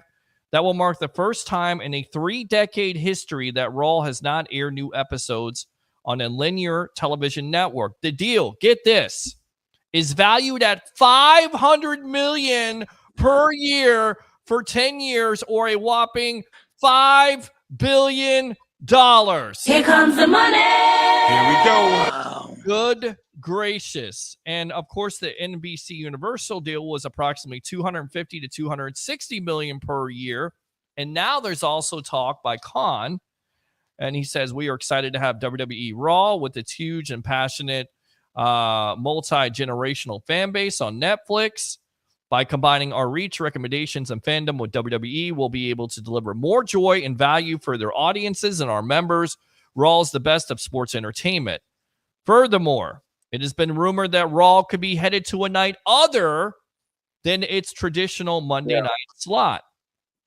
In fact, Nick Khan was on with Pat McAfee, who, of course, somewhat still works for WWE there with SmackDown, does everything, saying at this moment in time, it remains Monday Night Raw. That said, even against Alabama versus Michigan and Washington, Texas games a few weeks ago, Raw did a 0.6 and an 18-49 demo, which is great rating against big competition, which he's right. Keep in mind, we have 10 and a half months until the deal is up and coming, says Khan. We're looking at what you're looking at and what everyone else is looking at. You have gambling with Monday Night Football. You have an enhanced Disney package, better games. You have the Manning cast. You also have the college national championships, football hoops on Mondays. You have a lot of Mondays where there is stiff competition. If we stay on Mondays, it'll work. If we move to a different day, we think it'll work too. What do we make of all this? Because now you have, and I remember the first episode, okay? I remember the first episode. I remember where I was in 1993 for Raw. I remember where I was for Nitro, and I remember how much of a competition, how it was Monday Night Wars between WCW and WWE, and it was must-see TV, and you turn back and forth. Now you don't necessarily have that, but now it's getting back to that, and then you go from USA, NBC Universal to Netflix, which, by the way, I'm paying $24 a month. Now, I don't know how many people are going to do that. I don't know if they're going to lower the price. I mean, what do we think of that situation in general? And then on top of it, Mark, you've always been on Monday nights. You've had the stiff competition, but now you're saying, you know what? We may move to another night. Is this a mistake on both ends besides the money? Because the money is ridiculous. They're going to pay it. They're going to get all kinds of money on this. But is this a mistake in the long term of things going forward for WWE? Possibly, not possibly, but going on Netflix and then changing from Monday night to Tuesday or another night out there. Well, we all been to the mom and pop shop for breakfast. And, the Denver omelet's always good. The mom's bringing it out. The dad's out there cooking it. The price is really good. Everybody packs the place. And then we find out mom and pop either keel over, God bless them. Somebody takes over, tries to keep the same recipe, fires the cook that's been there 30 years. And the food goes to crap, the business goes to crap, and they make it a corporate setting. Well, this is the same thing with this thing. You're taking something that's traditionalized, and you're going to change it. If it's not broke, why are you fixing it? It's just greed. It starts with a capital G, ends with a small d, and this is the downfall of what we're going through in today's society. People just don't care. A case in point. And I'll allude a little to the sports fact on this one. When the Detroit Lions hired Dan Campbell, I thought, who the hell is this guy? Some UFC promoter or something? But the more and more I listened to this guy, he stayed consistent in what he believed in. He's authentic, and he run through a wall for his players. And those players, in turn, have run through a wall for him, and they're, one step from the Super Bowl that they've never seen in their lifetime. So this is the same thing when WWE starts, trying to brainstorm and get more money and grab everything. You start to leave something behind. And you know what that something behind is, guys? It's the fans. It's called inflation. People ain't going to your events. We're starting to see that in sports, guys. Yes, People absolutely. can't afford it.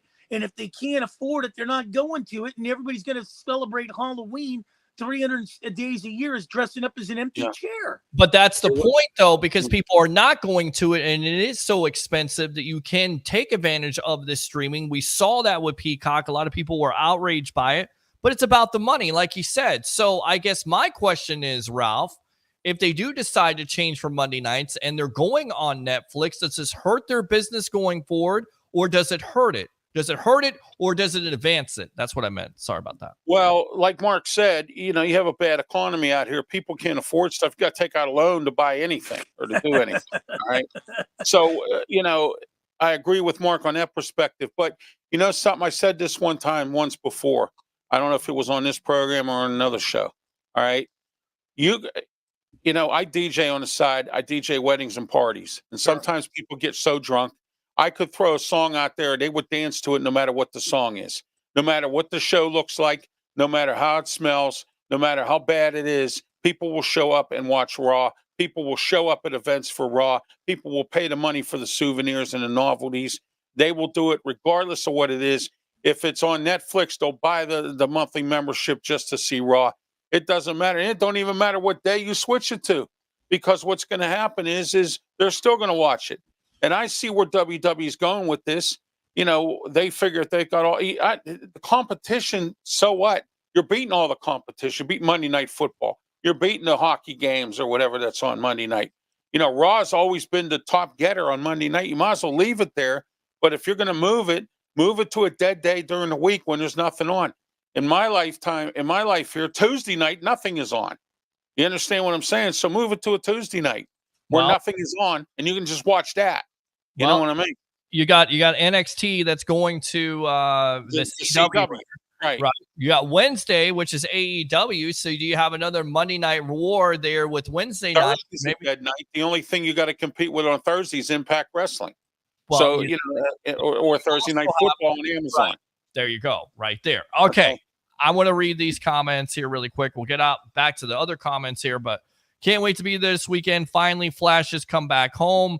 Awesome, man. Oh, yeah. All the way from Alabama. Taylor says, easy now on the Swifties. Roger Stoops acknowledge the head of the table. Yeah. And then Taylor Jean, of course, wife of the great J.C. Allen there.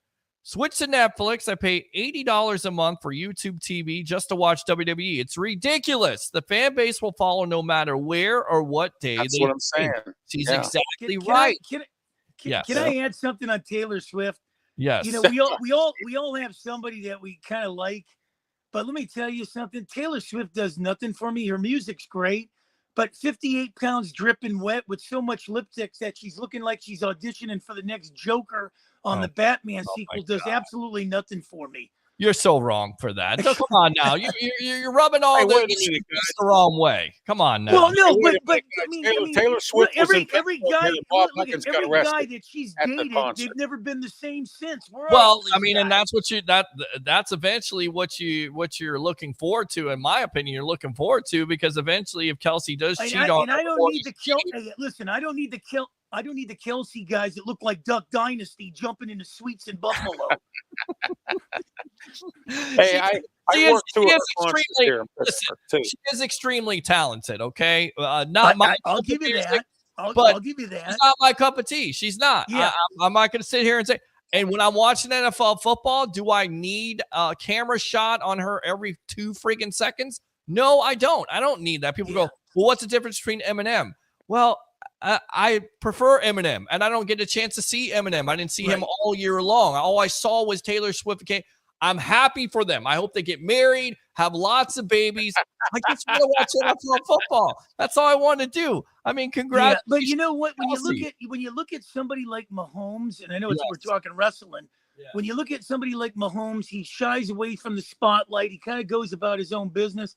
Looks like Kelsey's running to Argentina for a concert, coming back, and I mean, it's just, enough's enough. And I know for him, but you know what, Mark? The reason why his play may be suffering is because he is running back and forth to Argentina. Exactly. He's all about his woman, but you know what? He may not be all about football, or he may not be the same football player. I'm happy for them. I just don't want it to be a freaking storyline every week. I just want to watch football. Exactly. I don't give a spit. I don't. I just want to watch. If the Chiefs are good, great. If the Chiefs are terrible, great. Okay. And not only that, I don't need to see Jason Kelsey pounding Billy Beers in Buffalo. That was actually pretty entertaining, to tell you the truth. I mean, I think he was feeling some gimmicks. Peter, I just thought of something. You can actually go to Royal Rumble. You can have your cake and eat it too. All right. I'm sure that they're looking for. Wait a minute. Hold on. I'm sure they're looking for concession workers at the Tropicana Field or somebody to hand out programs.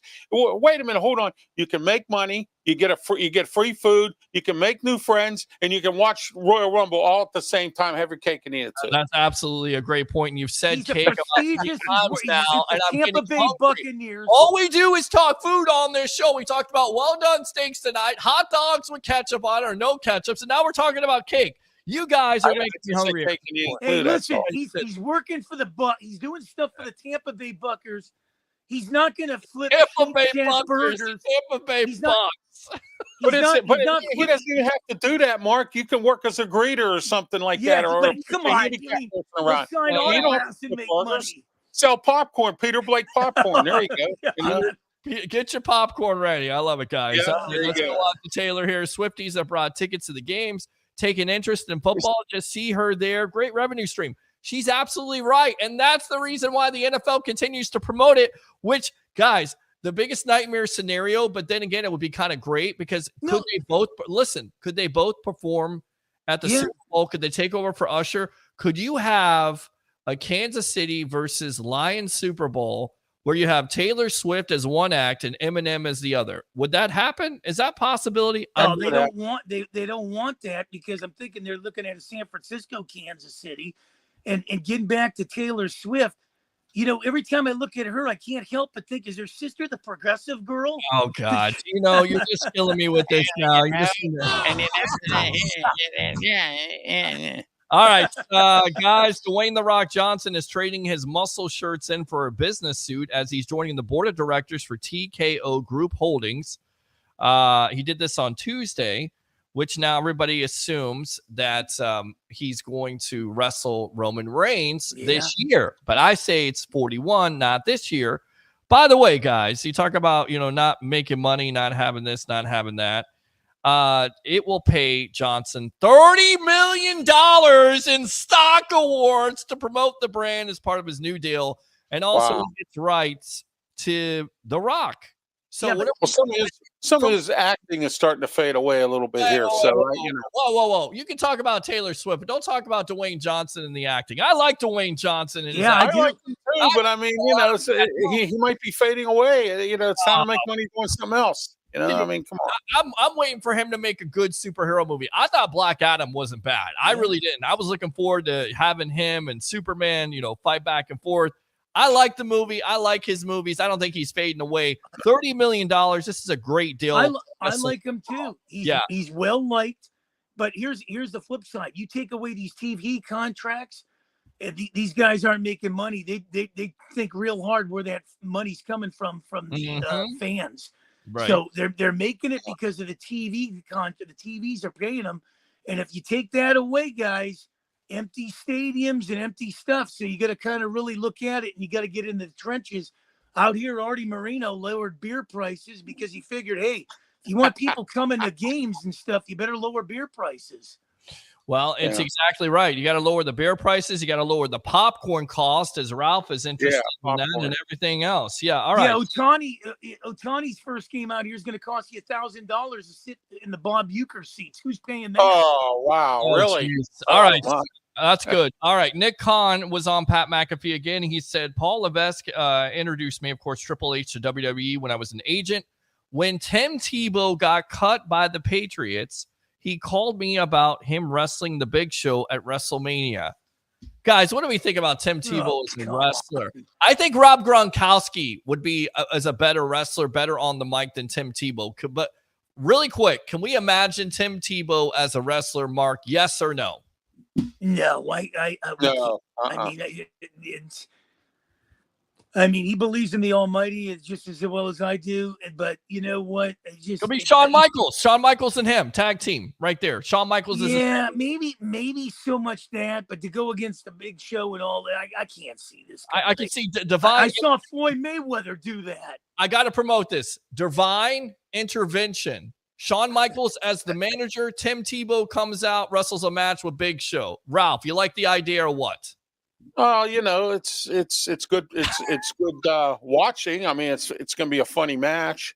I mean, because you got a guy like Big Show and Tim Tebow there, and then it'll draw tickets. It'll sell seats. It'll sell TV time.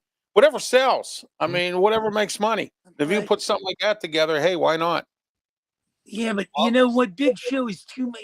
I don't know. The Floyd Mayweather Big Show thing, I didn't quite get a lot. I mean, come on. I didn't get that either. How about the sumo wrestling one? If you bring out the sumo match, I didn't like that either. And the Floyd Mayweather Triple H set that match up. It was tough for me to watch because I couldn't buy it. I understand they did a little guy versus. I'm not buying. If you're gonna do that, bring out Bastion Booger to go against Tim Tebow. Listen. If you're gonna do the Brooklyn Brawler. Right. A jobber. Yeah, Tim Tebow. All right. Let's continue on here, guys, on Turnbuckle Talk. I'm your host, Peter Blake, along with the madman himself, former XPW announcer Mark Mancini, and of course, the bodyguard of the Berg, Mr. Ralph Williams, Pittsburgh's newest radio personality, talking WWE Royal Rumble week here, live from Tropicana Field in St. Pete, not Tampa. St. Pete, you morons. All right.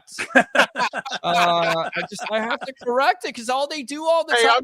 I'm not even from the area, and I know where Tropicana Field is. Two different areas, guys. Tampa and St. Pete. It's Tampa Bay, first and foremost. If you're going to say it's Tampa Bay, the Royal Rumble is in Tampa Bay. Okay, cool. There you go. Tampa is a different city from St. Pete. Tropicana is in St. Pete, not Tampa. So let me ask you, is in Tampa. Yeah. Peter, will the Royal Rumble outsell the Rays season fan base the whole year?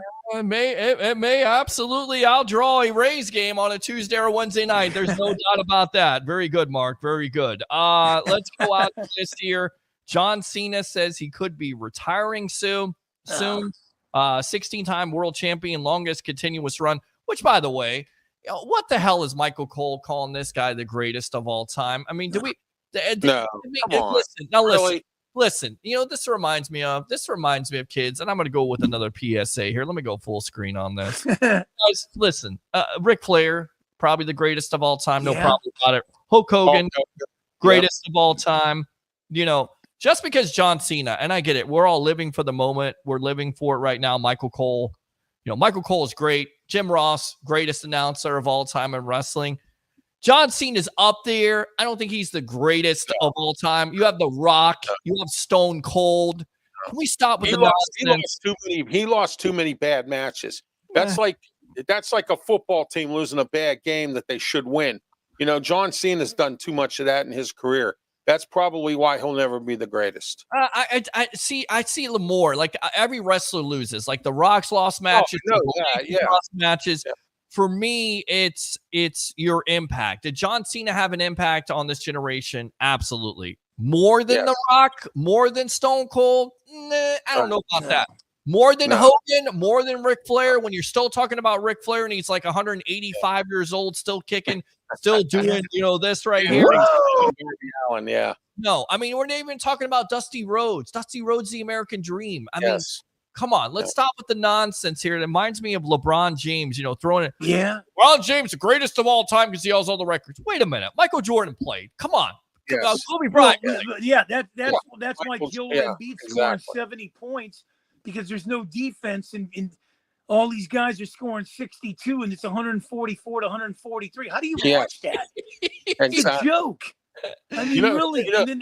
Some guys, I haven't watched the NBA since Michael Jordan. After Michael Jordan left, I said I'm done. Wow. Why? Yeah. I just had no interest in it up there.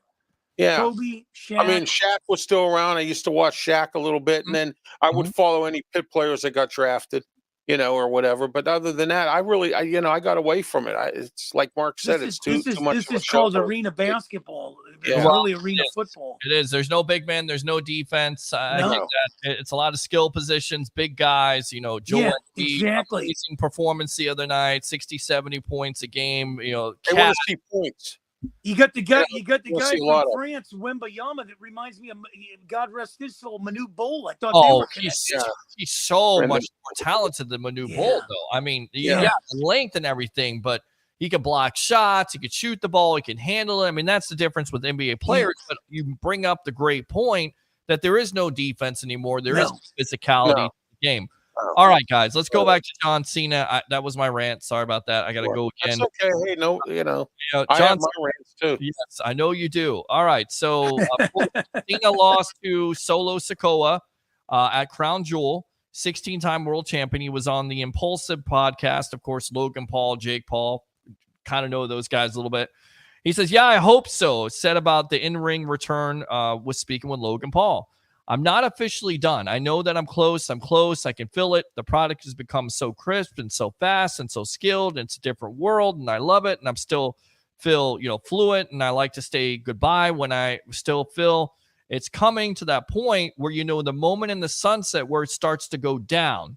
Man, it's going down really fast. That's kind of where I'm at. I'm not done, but I need to decide when I am. Cena offered a slightly narrowed retirement timeline in an interview with ET. He plans to stop wrestling before he's 50. That puts the latest end date at April 22nd, 2027. WrestleMania traditionally takes place in early April, so you could squeeze in a finale at WrestleMania 43 if he chooses. WrestleMania 43, these guys always retire. They come back.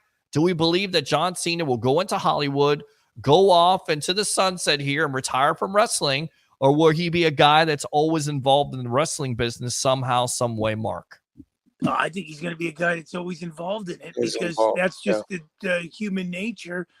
You see former baseball players get involved in front office positions, managers and stuff like that. It's just human. When you spend that much time in an industry, somewhere along the line, you're going to try to fall back, whether it's an upper management position, creative.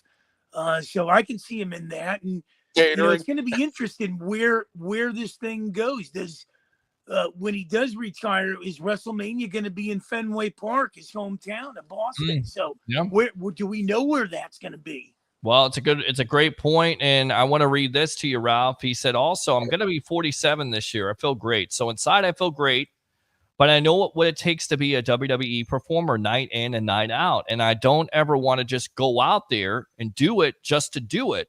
I want to have the passion, the same passion as the fan base, and I want to give them exactly what they gave me. The miles on the odometer say, hey, that's got to be done before 50.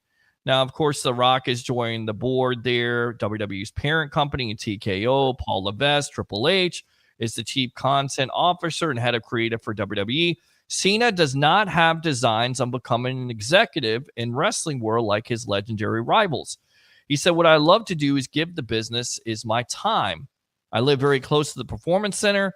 I like to go in as a guest, and that way I'm not obligated, and they're not obligated in any way. It's stuff I do in my free time anyway. So basically, John Cena is saying, I don't want to be a board guy. I want to be like a coach or something.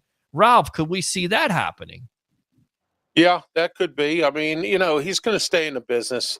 Everybody does when they wrestle.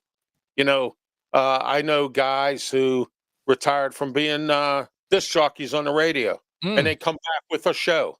Or whatever. I know guys who, retire from being a talk show host, but they still do it they have their own podcast.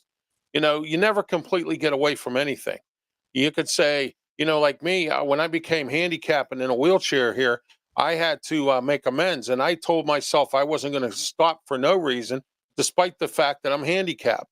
And there's a lot of people in my position that don't do anything at all.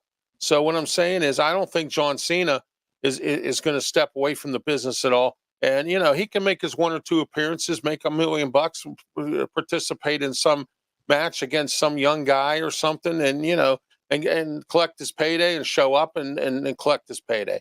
I'm sure that every time he shows up, whether he wrestles or not, he probably gets paid $1 million or more.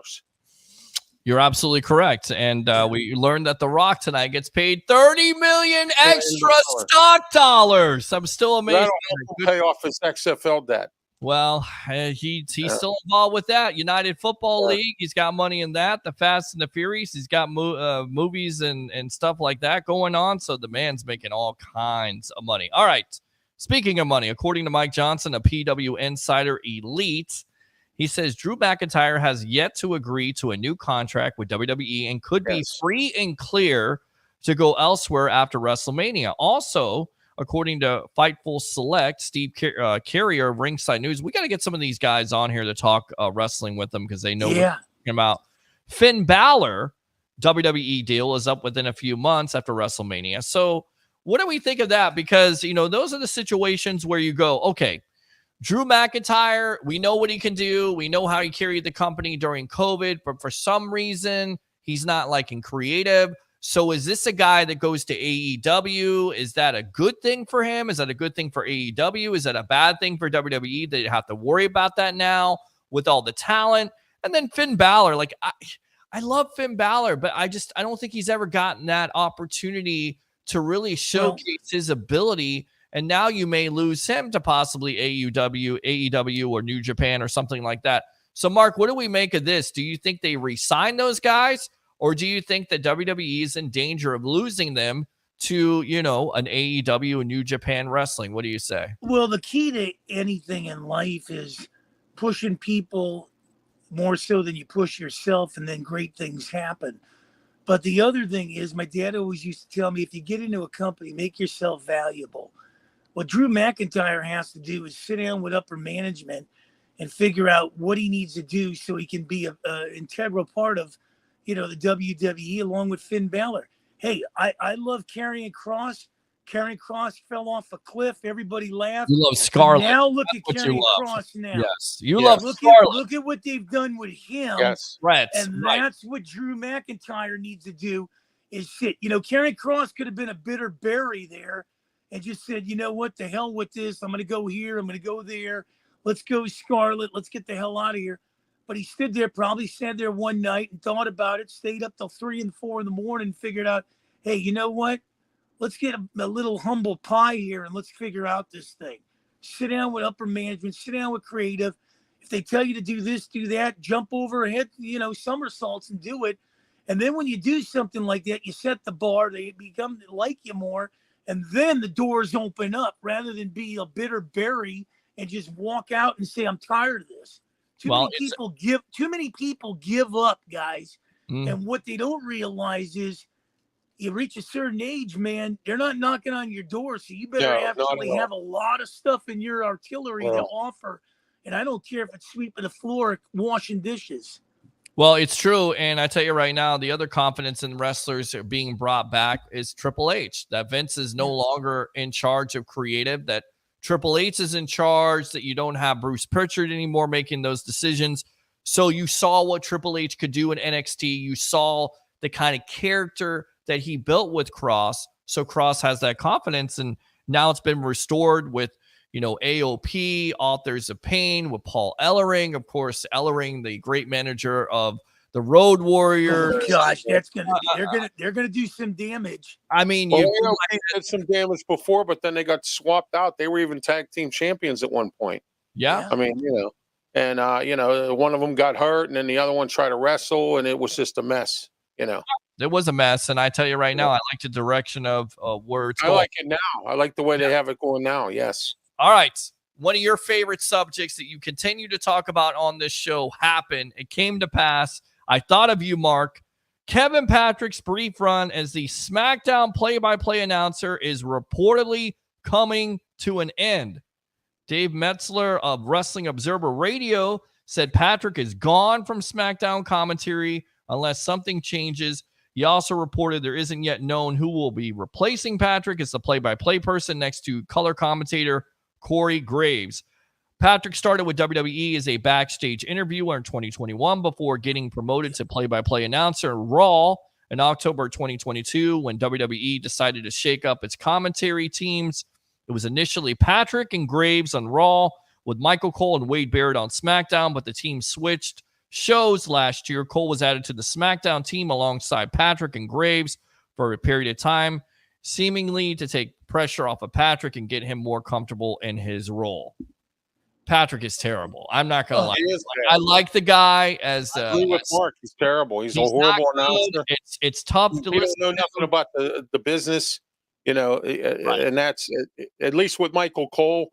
He'll tell you a story, and he knows about the business, and so does Corey Graves, James Polinsky, his real name.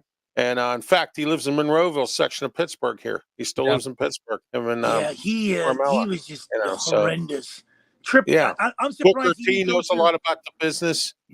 So great announcer, great analyst, absolutely. Joseph, he does pretty good down at NXT. He's been around a while. They may promote him because he does have Raw experience. He did play-by-play in 19 and 20, so we'll see how that works out. Had to definitely report that. All right. According to Bleacher Report, top 5 guys to win the Royal Rumble. You tell me if you agree or not. Number 5, Gunther. After his record-setting performance in the Men's Rumble last year, Gunther became an early favorite to win in 2024. However, the Austrian had drifted out of the conversation after CM Punk returned to WWE. Drew McIntyre emerged as one of the most believable characters in the company. The ring general, my reviewers, he stole a threat on Monday Night Raw, when he confronted Seth Rollins to open the show. He is bound to win the World Heavyweight Championship this year after such a dominant run as an Intercontinental title. It's hard to imagine Gunther will headline WrestleMania 40 this year, though making his predicted victory less likely. So how likely is it, Mark, do you think that Gunther wins the Rumble on Saturday? I don't think he wins it. I think he falls short of Cody Rhodes.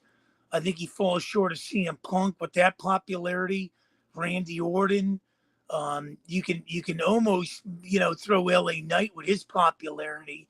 I mean, when people think of Gunther, it's kind of like, I don't want to say it's an afterthought, but it's kind of like, oh, okay. He's kind of like that guy in the Dodge Caravan. He's way in the back, and when you pull the car over, you think there's 5 occupants. And you got to really look behind with a flashlight to find the 6th one. That's Gunther, way in the back with the luggage. Okay. So luggage guy right there. So he's a bellhop, according to the madman. Ralph, Gunther, a bellhop, or is he a guy that's going to the Royal Rumble at this No, I don't think he's going to win the Royal Rumble. I believe, excuse me, I agree with Mark. I don't think he's going to win the Royal Rumble either. I know he's a candidate to win it. I don't see that happening. All right. Number 4, according to Bleacher Report, Cody Rhodes. Rhodes is undoubtedly the most compelling character in 2024 men's Royal Rumble match after unsuccessfully challenging Roman Reigns for the undisputed WWE Universal Championship last year. The American Nightmare has had to face new obstacles and opponents to earn another chance to finish the story. Remember, he beat Brock Lesnar. He beat Shinsuke. I mean, how many matches has he had, this poor guy? This time around, his road to WrestleMania is much more difficult, with 2 returning superstars standing in his way of headlining the show of shows for the second year in a row. The 2023 Men's Rumble winner will have to overcome adverse odds to claim back-to-back victories, a feat only Stone Cold Steve Austin has achieved, which all the way goes back to 1998. So do they repeat history here with the American Nightmare winning the Rumble? Yes or no, Mark? I think he's going to give it a good fight. I think he comes up short because, if he wins it, where he's going to try to go after, and that would knock The Rock off the perch with Reigns to finish that story. I just don't think he's going to do it. I mean, this guy has reinvented himself, the fortitude, the desire, the drive, all of the above. It's a great story. People get behind a guy like this. Yeah. But unfortunately, he falls in the category as the Buffalo Bills. They just can't seem to get the job done. Well, and that's what makes the story so compelling and must-see TV, Ralph. Cody Rhodes, the American Nightmare, does he do it 2 years in a row, which, by the way, would tie Stone Cold from 98, which is pretty amazing in itself. It's been that long for a 2-time Royal Rumble winner. Wow.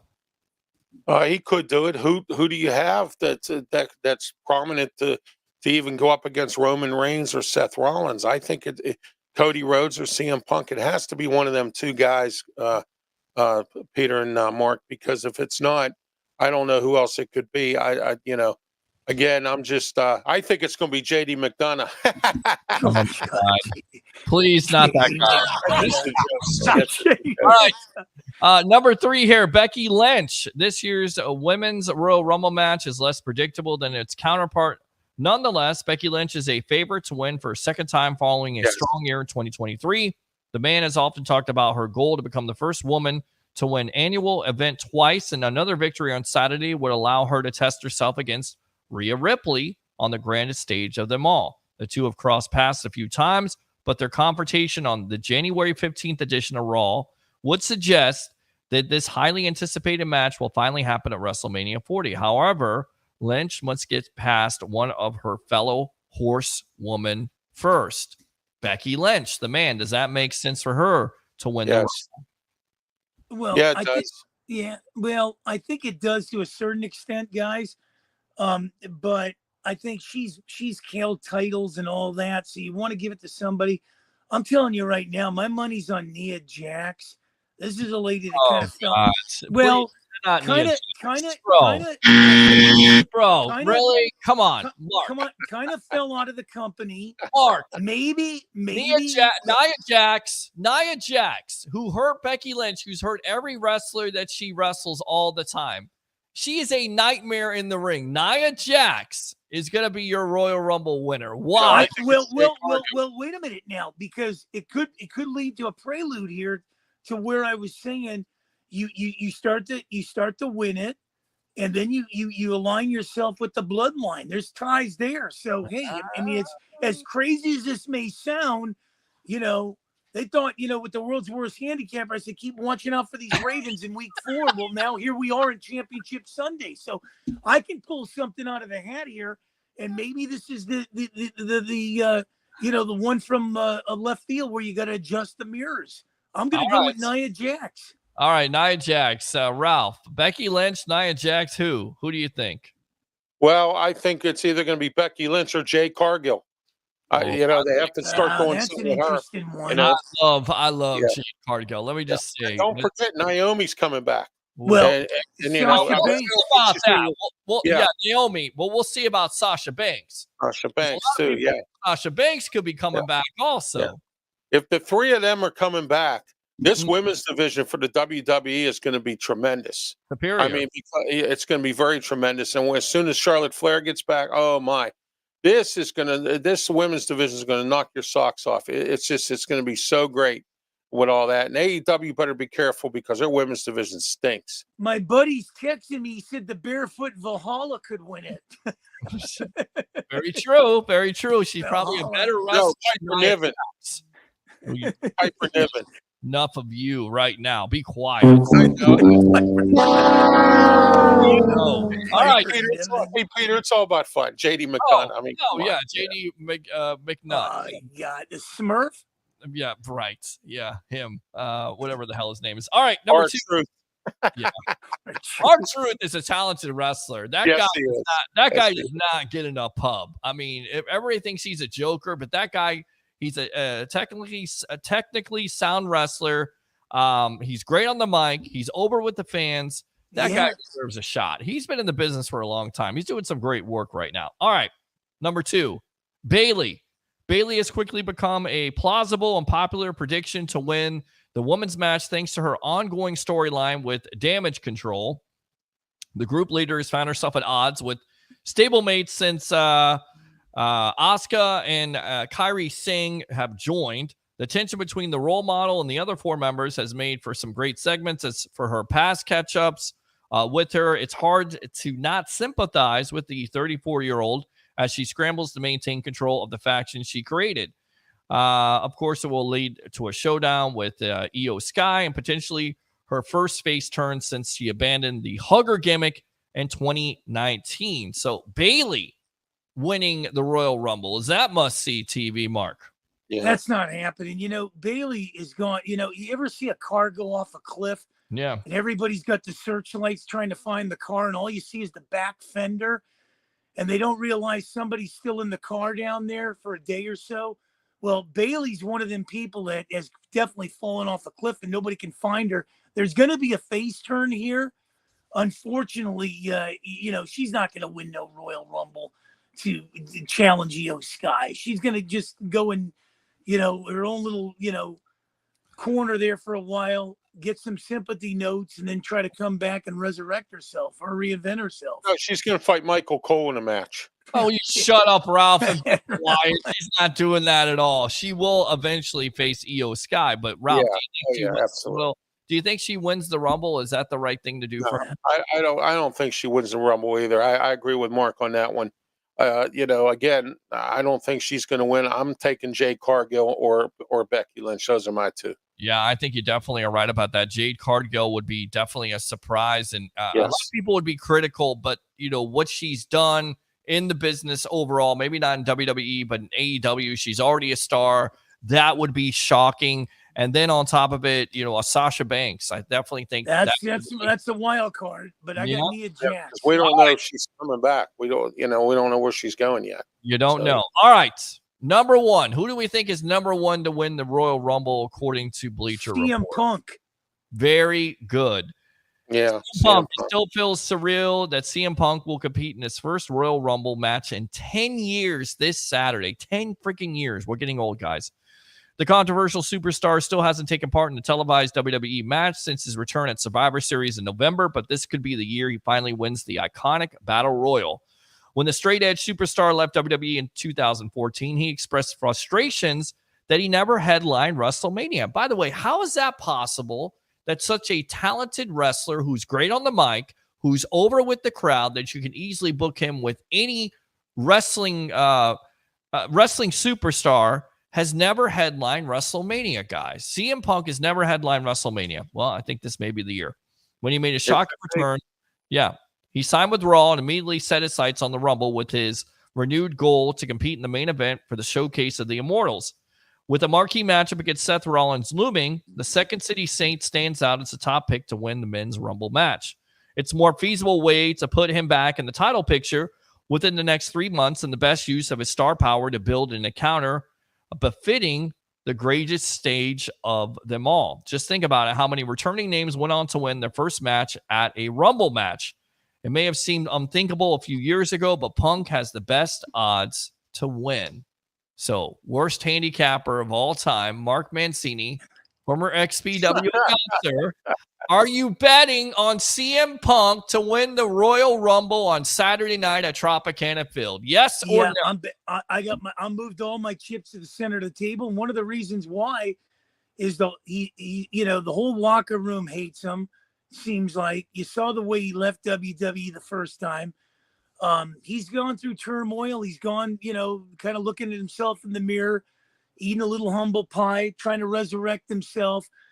And getting on that journey, and ultimately the goal will be to win the Royal Rumble. But this is a breathtaking story, guys. I mean, this is going to be good.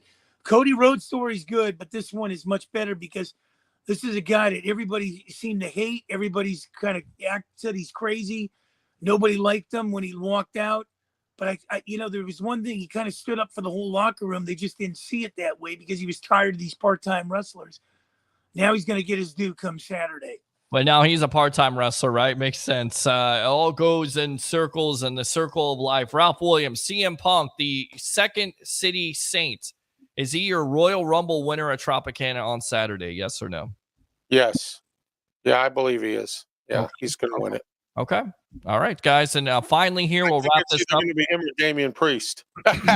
Wow, Damian Priest. I don't see Damian Priest. I think Damian Priest has the suitcase. I'm not sure how they're going to do that whole situation, but he's definitely earned his opportunity. All right, Dark Side of the Ring is coming back, a new season. First and foremost, how great is Dark Side of the Ring? Oh, it is. It is the best because it digs in deep into the dark side of the thing. Let me tell you something about the Batman movies. When they came out with Batman Begins, I liked that because it dug into the deepness and the roots of where Bruce Wayne was in Batman. Then when they came out with The Batman, it really got deep. Okay, that's what the Dark Side of the Ring does here.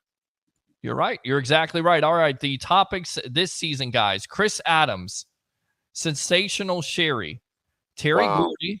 Listen to this. Black Saturday, which I don't know if you guys know what this is. Vince McMahon's 1984 purchase of Georgia Championship Wrestling, done to get access to the territory's time slot on TBS. That is actual story that is reported.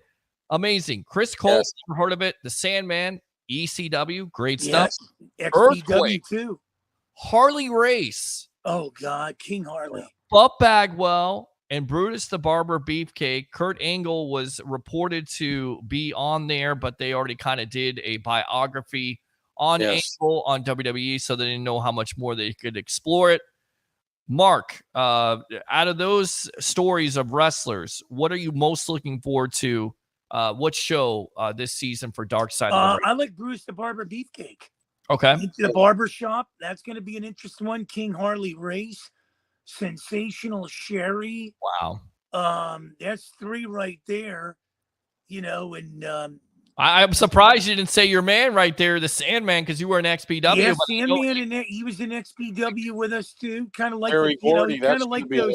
One. He liked those, them, icy lights and stuff. Boy, he would take beers down left and right. I mean, he was unbelievable. But Ralph's over here talking about Batman. I don't know about Batman. I always used to like Julie Newmar and Catwoman.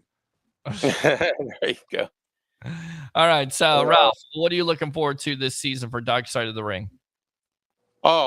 Terry Gordy from the Freebirds. I was a big Terry Gordy fan when he was with the Freebirds. And I like the Sherry, Sensational Queen Sherry. I like that one too. And we'll see where the rest of them go. Okay. All right. I agree with you on that. What I'm looking forward to, of course, I think it's Black Saturday. I think it's the Sandman. And, of course, I think it's Buff Bagwell, right? Buff the Sandman.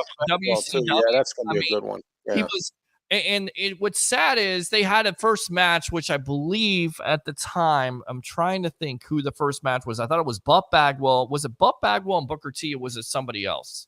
I think it might have been somebody else. It might have been somebody else, yeah. It was such a terrible match. Yeah. Because at the time, the story was that WWE was considering having WCW as its own separate entity. And because this match was so terrible and how it was presented on Monday Night Raw and it completely bombed with the ratings, they decided to scrap it. They were actually considering bringing it as a separate entity. And of course, it never worked. I never believed that. Vince Well, when Vince McMahon bought it in the '90s, in the late '90s, early 2000s, I thought it was going to be a separate entity. I thought Shane was going to run it. You understand what I'm saying? Yeah. But it didn't go that way. You know. Well, he bought it from who? I'm trying to think who he bought it from. He bought it from Turner Broadcasting when he sold it to AOL. Yeah, that's right. He bought out Ted Turner. From them. Yep. Because Bischoff, if you watch the documentary on the rise and fall of WCW, Bischoff was trying to get an investment group together, and he couldn't get the investors. Yep. And what happened was he was trying to buy them before Vince McMahon came in, and then they didn't have anybody else to buy it, so Vince McMahon bought it. Well, and then supposedly the guy that was one of the investors on the board was college roommates or friends with Vince McMahon. So even if Eric Bischoff, right, even if Eric Bischoff did get the TV deal, which he lost out on, he could never find a TV partner, which is what you're kind of worried about with AEW right now. If they lose this TV deal, although now that WWE is going to, Netflix, you don't have to worry about, Well, what was surprising. And I heard TNA's going for a TV deal now. Not to get into the political aspect of it, but when Donald Trump had bought the New Jersey Generals, the WWE was in his backyard. Were you surprised that he didn't make a purchase? Yeah, exactly. Yes. No, and that's a great story because Nick Khan said that there is a possibility, doesn't matter what politics are going on, that Donald Trump could be back in a ring. I'm not making this up. He did say this to Pat McAfee today. So we'll see how that works out. Of course, the last time Trump was in a ring, he was getting Vince's head shaved. Of course, head shaved. That head shave match. Yep. Bobby Lashley. Scott McAfee have any money? Wasn't he paying Aaron Rodgers $1 million? Man, that guy has lots of money. He's lots of opportunities. Dude, he's doing some great things. And from Palmboro of Pittsburgh. Yep. Absolutely. All right, Mark, go ahead and promote yourself here on the Evolution of Sports Talk. Well, XM, Sirius, the WWDB out of Philadelphia, the great shows here on Wednesday and across the Blog Talk and stuff. I'm just so blessed to be a part of this each and every Wednesday. My memo to you is sign Michael Evans and Baker Mayfield, my brother. Okay, so Mike Evans and Baker Mayfield, your two top priorities of free agency. Mark, you never fail me here. The Madman was in the building. We'll see you next week on Turn. I love you, brother. Take care, Ralph. Take care, Peter. All right, have a good one. Wait till next week. Absolutely, my friend. We'll recap the Royal Rumble right there. Ralph, go ahead and promote yourself here on the Evolution. You can find me on Facebook, LinkedIn. Also, I have my own YouTube channel, Twitter, X account, and I also have my own radio show every Tuesday night on Beaver County Radio, right outside of Pittsburgh. It's every Tuesday, 4 to 6 p.m. with me, Ralph Williams, Smoking Jim Frazier. I also have my own Blog Talk radio channel now, and I'm doing some shows. I just debuted a show tonight called Pittsburgh Sports Talk, and that's tonight at 7, or every Wednesday at 7 p.m. with me, Smoking Jim Frazier. And don't forget, this coming Tuesday, Pirates Special. We're doing it early because I can't get the reporters on if I don't do it before February, because that's when spring training starts. All right. Well, good stuff, Ralph. Great stuff. Continue the great work here, and we'll see you next Wednesday on Turnbuckle Talk. All right. Sure. Hey, Peter, I got to have you on one of my shows one of these days here. Sounds good, my friend. Let's make it happen. We'll do it. All right. I know you're busy just like I am. We're both busy guys, and we're both making hay with our careers. And I watched the show earlier tonight, and I do agree. Baker Mayfield, Mike Evans, I do agree on that, and I do think that perhaps that Todd Bowles saved his job this year. And, you guys had a great run in Tampa. And I'm very happy to say that game against Detroit, it was sad to see you guys lose. I was kind of rooting for you because, Baker Mayfield, the comeback kid, the Steelers did the same thing. At one point we didn't think we were going to make the playoffs. I predicted 10-7. That's what it was. They finished with, with the regular season and then the playoffs. And, so we'll see where the Steelers go. I like what Tampa's doing. Kancey. Savassier Dennis, you know him, my do. pick boys, so Yeah. so Yancey, I loved it, man. When he caused that safety, I was like, yeah, go get him, Kalijah Yancey. Yeah, I was rooting for him. He's a monster, and he's definitely a big-time building block of this team going forward. Ralph, I hope Savassier Dennis does well down there, too. I hope he does, too, and I think he'll definitely get an opportunity next year to do that. If he's able to overcome the injuries and, the possibility of Devin White moving on, I definitely think he'll see some more playing time. Ralph, great stuff. He's a small guy. Yeah, but he's a good player. I mean, I've seen him hit. Yeah, he's a really good player. I watched him at Pitt for 4 years. He's great. All right. We'll be talking more. Yeah, we'll be talking more about those guys in the future. Ralph, appreciate the time. And absolutely. Have a great one, Peter. Yeah, all right, I'll be tuning in as always. All right, man. Appreciate you, Ralph. The bodyguard of the Berg right there. Great stuff from those guys. And, I felt like we had to go a little bit long tonight, right? I mean, we usually go 2 hours, and we're going like 2 hours and 46 minutes. And I still haven't read all these comments. So I'm going to try to go through all these comments. The phone lines are open. I'm here all night long. In case you did miss it, because it has been mentioned that Valentine's Day is February 14th. That falls on a Wednesday. We will have a show that night because, yes, I do not have a wife. Yes, I do not have a girlfriend. Yes, I do not have really a social life. This is my social life right here. So a special edition of the Evolution of Sports Talk Television live on Valentine's Day at 9 o'clock. So there you go. You're welcome. All right. Let's go back out to these comments that I've not read. I feel really bad about neglecting you guys. And then we'll get off. Well, I guess we'll go out to the phone lines. Jim, welcome to the Evolution. Damn it, Jim. Thanks a lot for calling the Sports Web. Hey, how you doing? I'm doing good, buddy. How you doing? I'm all right. Hey, who we got sign in free agency this year? Well, here's my question for you. What's your biggest priority going into the offseason, Jim? Is it Baker Mayfield? Is it Mike Evans? Is it Levante David? Is it Antoine Winfield Jr.? Who is it? Mine is Mike Evans, man. We got to get Mike Evans together. Okay, so that's your first call you make to Mike Evans. Why is that? Oh, man, he deserves it, man. He's been here. We want him to retire here. Okay. As fans, right? Okay. I don't know. All right. Okay. So he want him to retire. All right. Okay. Sounds good. All right. What did you think of Todd Bowles not calling that timeout at the end of the game to possibly put the Bucs in position to get the ball back? Because there's been a lot of controversy about that. Some fans didn't like it. Some fans still want to fire him because of the clock management situation. What do you think about him not calling that timeout before the game was over? I don't know. I kind of listened to his interview. He said, ain't no use in calling the timeout when it ain't gonna be no use. Well, I don't know, man, calling timeouts. I mean, I'll tell you right now, you call that timeout, there's 36 seconds left. You don't know if Detroit is going to be able to miss that field goal or not. Campbell even admitted on the press conference that he didn't bleed the clock out enough. To me, it's just like, okay, this team has all been about swinging until, the final gun, right? Swinging until it's over with. That doesn't make any sense. Like, if you're conceding the defeat and you still have a timeout on the board and you still have time on the clock, why not call the timeout, see if Detroit is going to kick the field goal? If they miss the field goal or they punt or something happens to go wrong, then the Bucs actually have the ball back. They have a chance. Even though they have no timeouts, not a lot of time on the clock, at least you have a chance. That's what I'm saying. Yeah, I guess he could have did better with them timeouts. But yeah, I'm not going to argue with him, but he got us this far. So all right. They come out, we weren't going to get nowhere near where we got. All right, fair enough. All right, what else do you want to talk about tonight, Jim? Yeah, I was just trying to see who needs to be signed on the team. Well, I mean, those names I basically put down there. I mean, Antoine Winfield Jr., I think, is your number one priority. You have Mike Evans. You got Baker Mayfield. We haven't even talked about Chase McLaughlin, that poor kicker there that's killed it. He's a free agent. Lots of free agency decisions. But, Levante David is out there as a free agent. Would he be one of your priorities at this point?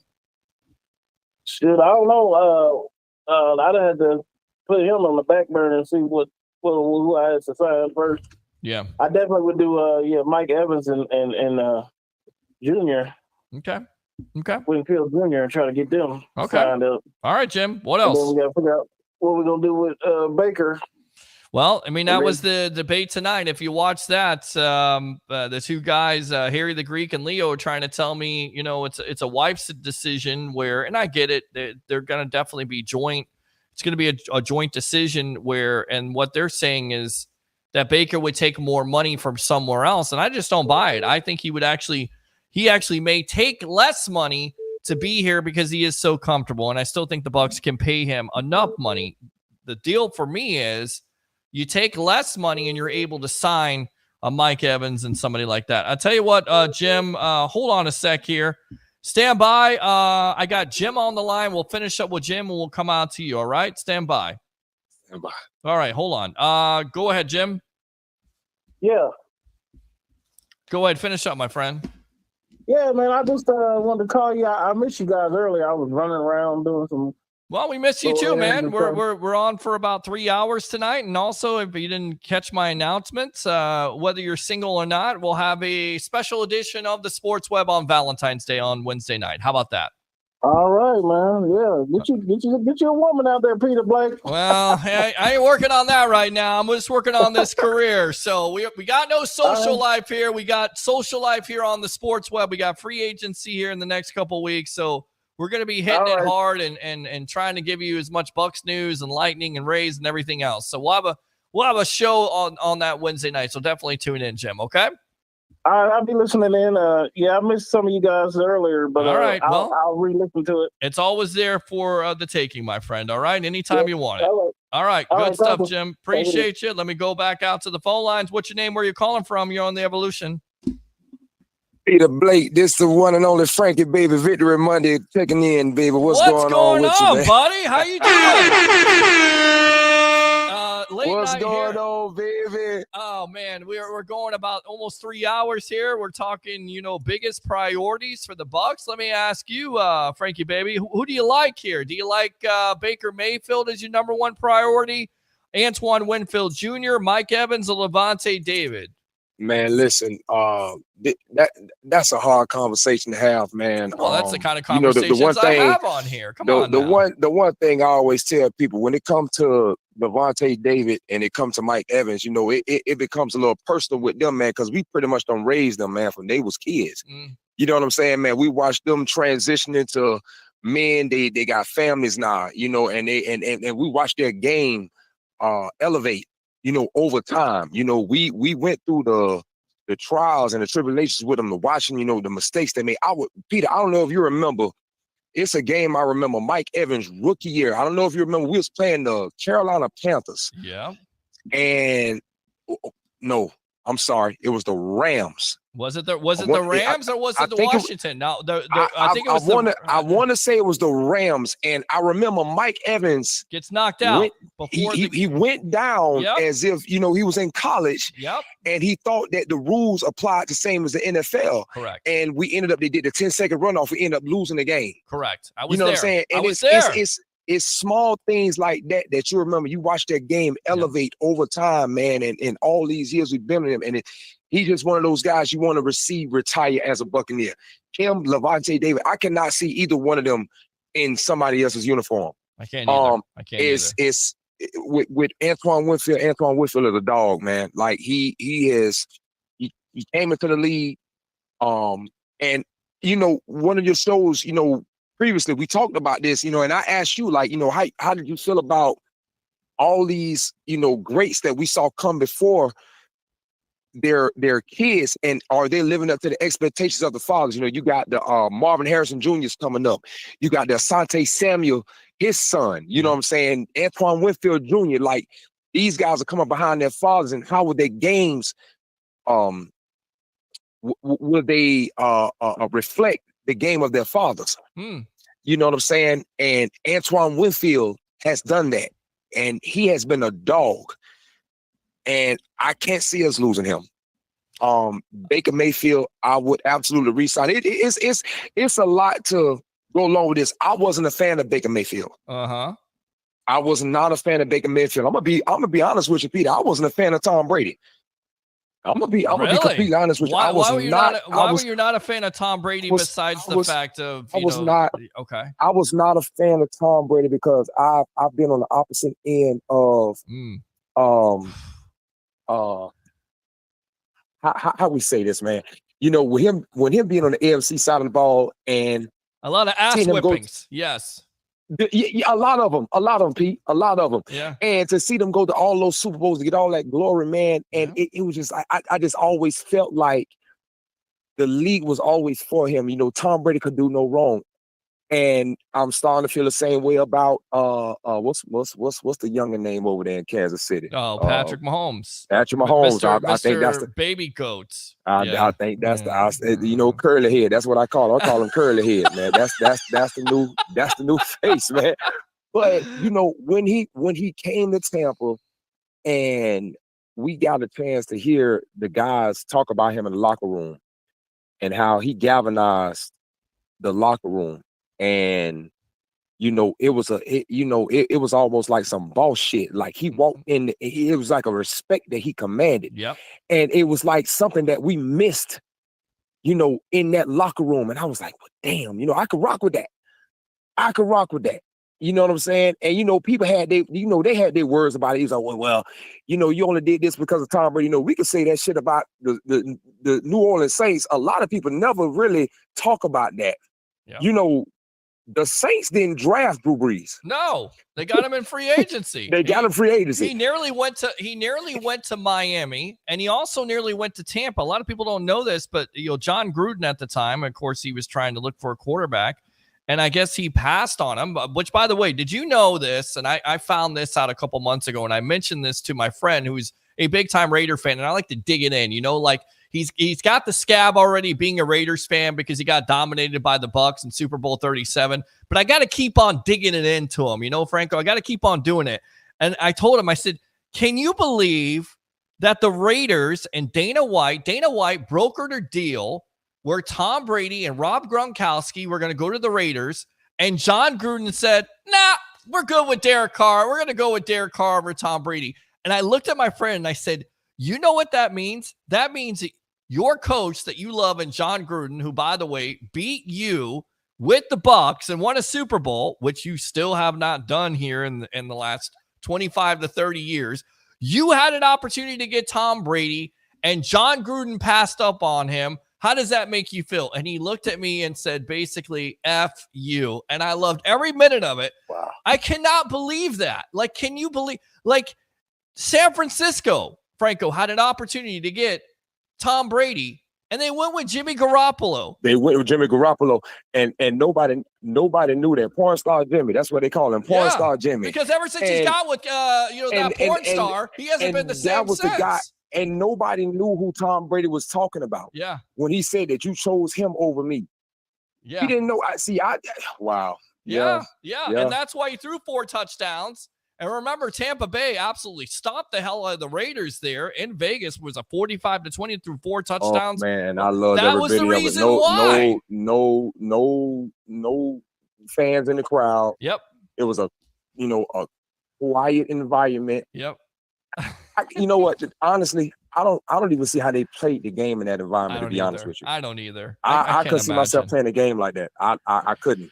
I think it's a shame because you look back at it and the news of Tom Brady being a starting quarterback for the Bucs, there should have been so much publicity here. There was, but it wasn't like, because I remember where I was. I was in my house and we were freaking, we didn't even know if we could come out of our house. We didn't even know what this virus or what the hell it was, what was going on.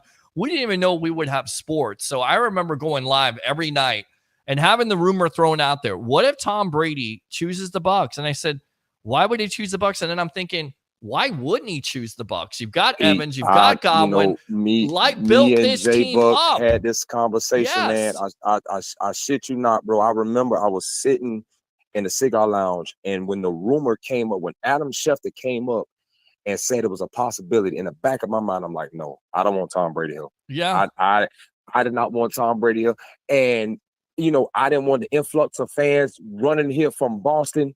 Because Tom Brady coming, I was not good on the idea. I did not want it. I promise you. Yeah. But like I said, for the reasons that I named a couple minutes ago, when he came in here, he galvanized the troops, the respect level that he commanded when he walked in the locker room, and the way he changed the culture in Tampa.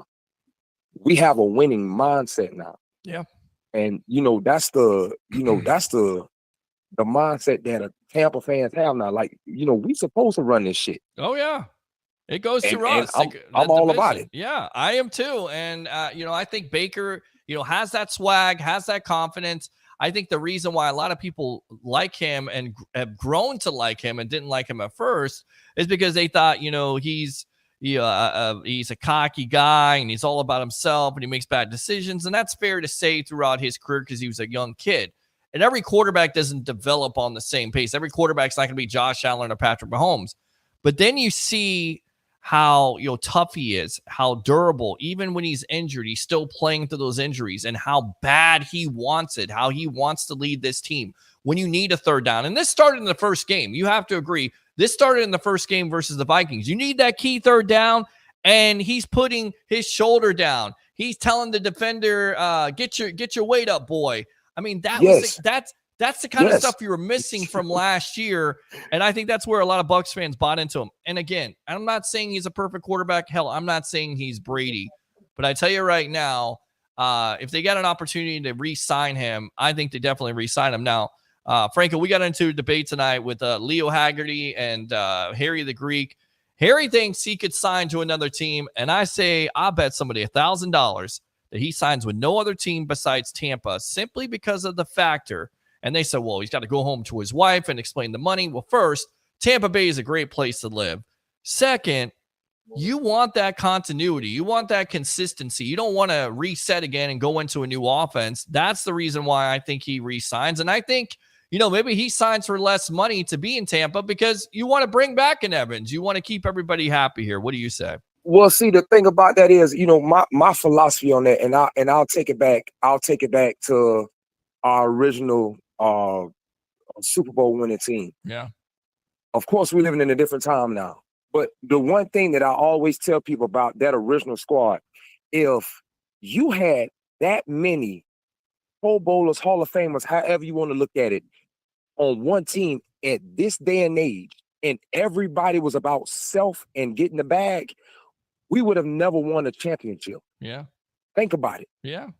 Rondé Barber, Warren Sapp, yep, Derek Brooks, yep, Simeon Rice, yep, John Lynch. Yep. The list goes on and on. So my thing is this: once you put a nucleus together, you want to try to keep that together when you have something solid. And that's one of the things at the beginning of the season that I believed in it. But my thing was this: we still have a lot of pieces from that championship team from 2021 on that squad. Correct. Okay, there wasn't a whole lot that needed to be adjusted on the offense. My biggest thing would be the offensive line. Of course, that line looks nothing like it looked the year we won the championship. Only thing we got left on that line is Tristan Wirfs. Yes. Everything else is gone. Yes. The line is fucking depleted. But it's just one of those things where it's just like you want to keep as much as you have together. You want to keep familiarity like that. To me, that's important. That is very important. Yeah, and that's my point for Baker. And I would say, go with the Brady blueprint. And Leo was telling me, and Harry was telling, yeah, there's nothing out there like that. And I'm like, just follow that blueprint. Take less money. You don't have to be the highest paid quarterback in the league. Just take as much money as you can that will help your team out so you can re-sign an Evans. Because Baker came out the end of the game and said, I want to play with Mike Evans. Mike Evans wants to play with Baker Mayfield. So make it happen. Let's not, confuse this situation. Let's not make this more difficult than it needs to be. Mike Evans wants to be a Buccaneer, sign to be a Buccaneer, because I don't want to see him in a Chiefs uniform. I don't want to see him in a Texans uniform. And I'll go back to this, and you know how much this hurts because you're a Bucs fan, and I grew up as a Bucs fan and covering this team now. How awful was it to see Warren Sapp in a Raider uniform? That was the worst shit ever, man. And then John Lynch. That was the worst thing. And see John Lynch to go over to the Broncos. That was the worst thing ever. Right. That was the worst thing ever, man. Right. I never wanted to see that. Right. Exactly. I never wanted to see that. No, exactly, man. Absolutely. All right. One last question, and then I'm going to read the rest of these comments. But, man, I appreciate the call. As always, definitely don't be a stranger on the show and use the second call if I'm still on. I'm going 3 hours strong here. I had a lot to talk about tonight because we were talking professional wrestling. We were talking Bucs. We were talking AFC. Y'all was talking professional wrestling too, man. Dude, we talk professional wrestling on this show every Wednesday night. Man, you listen, man. You know, I never tell everybody. I was a wrestling head all my life. I've been to 3 WrestleManias. Okay, all right. My all-time favorite will always be The Undertaker. I actually woke up this morning and got on Peacock and was watching some of the documentaries on The Undertaker. Like I've been an Undertaker fan my entire life. Really? So is he the greatest wrestler of all time, not named Hulk Hogan or Ric Flair in your opinion? No, listen, man, he has one of the greatest streaks. But if we had to say one of the greatest wrestlers of all time, man, I think it's a serious debate between Stone Cold and The Rock. I mean, is that not the greatest rivalry of all time? I mean, come on. They single-handedly, that rivalry in itself buried WCW. Because you remember WCW, they had the NWO, they had Hogan and Hall and Nash. They were killing them in the ratings. And then you had The Undertaker and you had Shawn Michaels and you had Stone Cold and The Rock. And to me, you're exactly right. So riddle me this, Batman. Why does Michael Cole, every time that John Cena comes out, pull a LeBron James and say that John Cena is the greatest of all time when everybody knows who the greatest of all time is, and you could debate it. Because I think it goes down to the championships, Pete. I think that's what he's speaking on. He's not speaking on it. He's speaking on championships. Yeah. And if we had to go that route, we're gonna always say it's gonna always be Ric Flair. I'm saying he's still relevant. It's always going to be Ric Flair. He's still relevant. You see this guy, he's like 175 years old. He's still got drip. He's still saying woo. He's still doing this and doing that. He's still, doing his thing. Man, I didn't even know you were a wrestling fan. That's cool. You're a Libra just like me, so definitely don't be a stranger. Call in, Turnbuckle Talk. I got to ask you this before I let you go. Tropicana filled. All the talk is on Royal Rumble, which is probably the single-handedly best pay-per-view besides WrestleMania. Who do you think is winning the Royal Rumble this Saturday? Oh, man, I'm not even privy to the roster that they have in place right now, man. So let me give you some. Let me give you some names here real quick. All right. So you got this guy named Gunther, who's had the Intercontinental belt, who surpassed Honky Tonk Man 660 days. That's supposedly one. You got CM Punk. I know you know who he is. Listen, we've been waiting on CM Punk to come back for so long, man. I'm kind of jacked about that one. Okay, well, and supposedly CM Punk was supposed to take on Seth Rollins of the Shield, but now Seth Rollins is not a part of the Shield anymore. He's doing his own thing, but he hurt his knee, so they may have scrapped that. And then you got Cody Rhodes, the American Nightmare, of course, the son of one of the greatest wrestlers of all time. You have to say Dusty Rhodes. Dusty Rhodes. Yes. Hey, Pete, Dusty Rhodes. That was my mama, man. That was my mama's man. Dusty Rhodes. That was the only reason why I could get away with watching wrestling late at night. I used to sneak and watch wrestling downstairs. Yes. And if Dusty Rhodes was wrestling, she'll let me get away with watching some of the wrestling matches if Dusty Rhodes was on. Franco, the first match I ever went to was at the Bayfront Center in St. Pete, which they don't have anymore. And it was WCW, NWA at the time. It was Ric Flair versus the American Dream, Dusty Rhodes. Dusty Rhodes. I mean, it's 1988, man. You're speaking my language right now. You're exactly right. And Cody Rhodes, the story is Roman Reigns, who is the head of the table, which, by the way, he is the cousin of The Rock. Dwayne The Rock Johnson. Yes, I'm looking forward to that. Okay. Now, Dwayne just signed on with WWE. He could be WrestleMania versus Roman Reigns. But the thing is that Cody won the Rumble last year.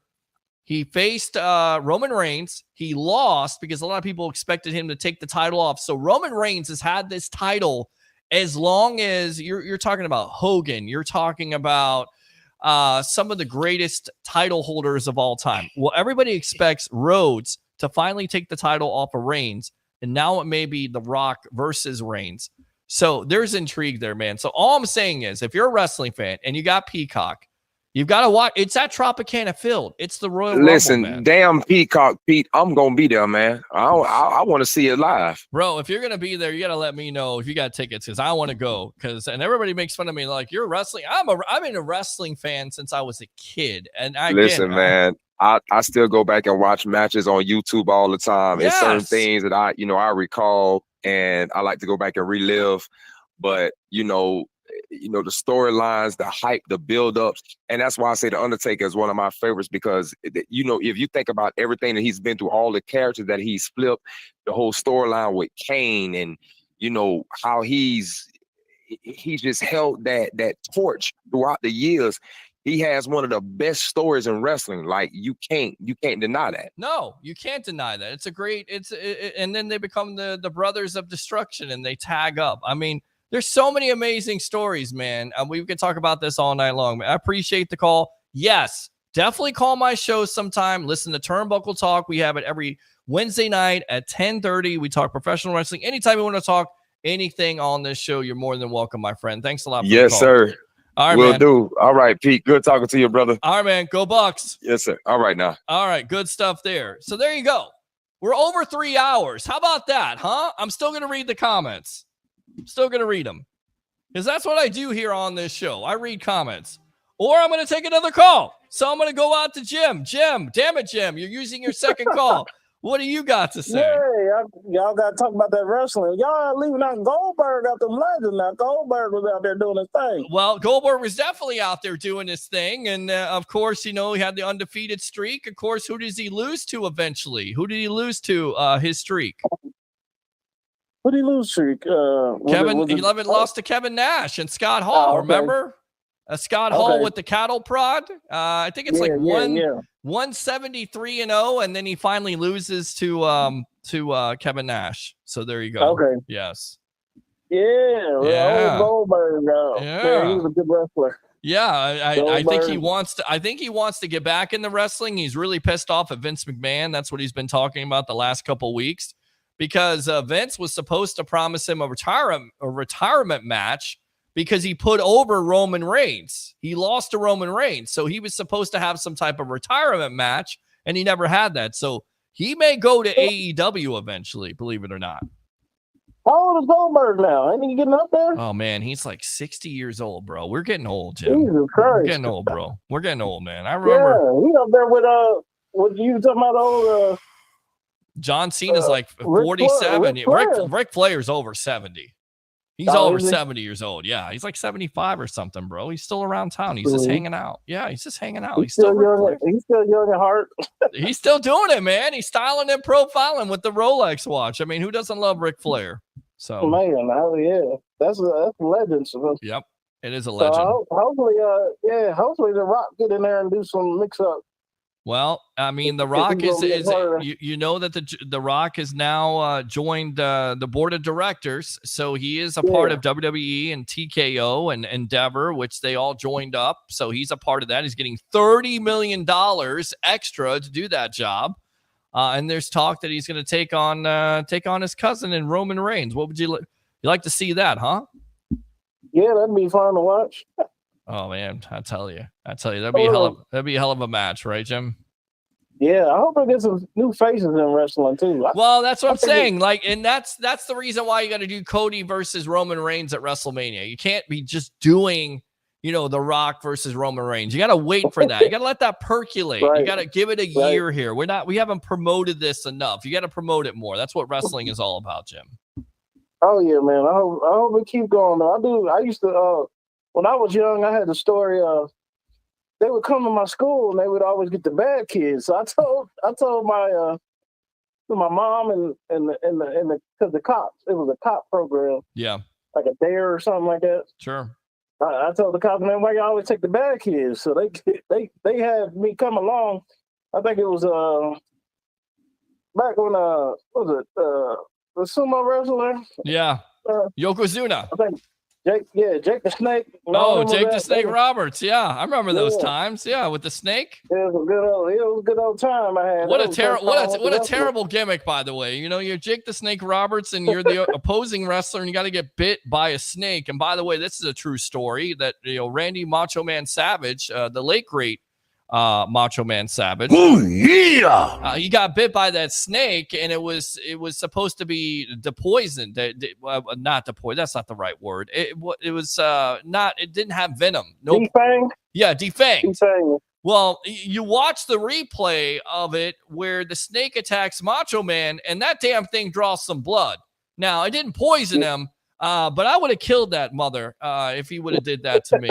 And that stuff was planned. He didn't want to get bit by. I've seen that story. Nobody wants to get bit. Who wants to get anyway. bit by a snake? Hey, listen, I'm going to go in here and wrestle. How much money you give me to get bit by a snake? Oh, you're going to give me the regular fee? No, hell no, I ain't doing that. You know what a good snake is? A dead I'm not snake. playing with those snakes. Yeah, a good snake is a dead snake. Honestly, right.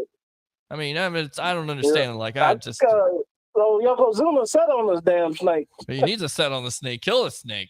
That'd be a good storyline. Of course, nobody liked that. Nobody wants to see that happen. So right. All right, Jim. I hope wrestling lives on, man. Hey, man, it does. It does on Saturday at Tropicana Field. You got to take a look at it on a Peacock. All right. All right, man. I'll try to get a hold of it. All right, man. Take you later. All right, buddy. See you later. There you go. 2 calls from Jim there, talking wrestling. I didn't think we were going to go over 3 hours, but yes, here we are. We're over 3 hours. So a 3-hour show. Yep, it was a 3-hour show. All right. I'm going to try to read all these comments without getting a phone call here. So we got Andrew Thomas done already, just saying absolutely you're at least 2 to 3 as good as Leo, 2/3 as good as Leo. Okay.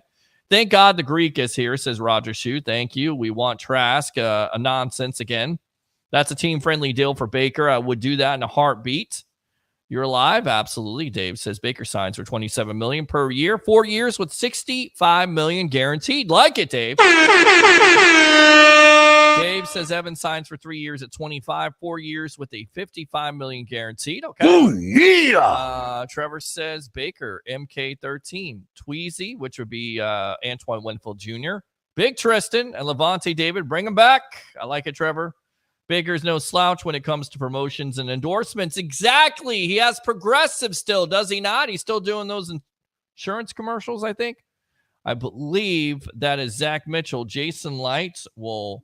No, that's Ed. Jason Light will make it work. Ed, thanks a lot for calling before. We'll have to take your call after that. Nevada has no state income tax. Trevor says, don't forget, they're going to be a family of 3 in a few months. Exactly. Christopher Cole says, remember, Pete, happy wife, happy life. Absolutely. You know I'm right. I remember when Roger Shue said we were going to be horrible and his communist city, Bears, were going to win the division. Ouch. Isn't that true? Rick says, great content. Good job. Thank you, sir. Oh, yeah. Appreciate you. Dave says, Leo and Harry can say what they want. Baker's found a team in Tampa Bay. They took a chance on him. I think he's a loyal guy.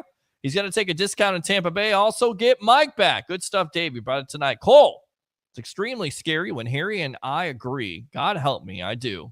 I just don't see it. There's not enough money to sign everyone. Supply and demand for a quarterback will kill the possibility of both of them. Cole, CSB, brother, good comment. But I do believe you have to have faith in Light and Greenberg. They know what they're doing, and they will get it done. Evans doesn't want to play in a communist crap hole. Trevor says the only teams we got to really worry about is Dallas, Houston, or Denver scooping him up. Good stuff, Trevor. Agree. Raiders have a pretty good receiver named Devontae Adams that could use a quarterback if the Bucs can't sign Baker Mayfield. They will overpay, but is that where Baker wants to go? We'll see. Trevor says NFL Players Association and minimum payments per time and service. Dave says, don't forget Cousins is out there too. Teams are going to chase Cousins as well. I believe this is Zach Mitchell here. Guys, Baker played for several other teams, didn't have success, came here, played well. He will definitely be open to taking a pay cut, but I'm sure he will work with the GM to be able to bring everyone back and run it back again. Let the truth set you free, Zach Mitchell. Let's go out to You Know I'm Right. If Evans does leave, he's going to Kansas City, unfortunately. I think that's probably the suggestion at this point. We got to get Peter wiped up. Plenty of ladies out there. Thank you, Ben. Appreciate you. Baker was a scout quarterback at one point with the Panthers. I think he's humble enough to know how grateful he is that the Bucs gave him a chance. Exactly. Oh, yeah. Stuff. Trevor says he also would like to have Eric Bieniemy back as well. Let's go out to Trevor again. Tristan Wirfs needs an extension, but his 5th-year option going into effect next year. Correct.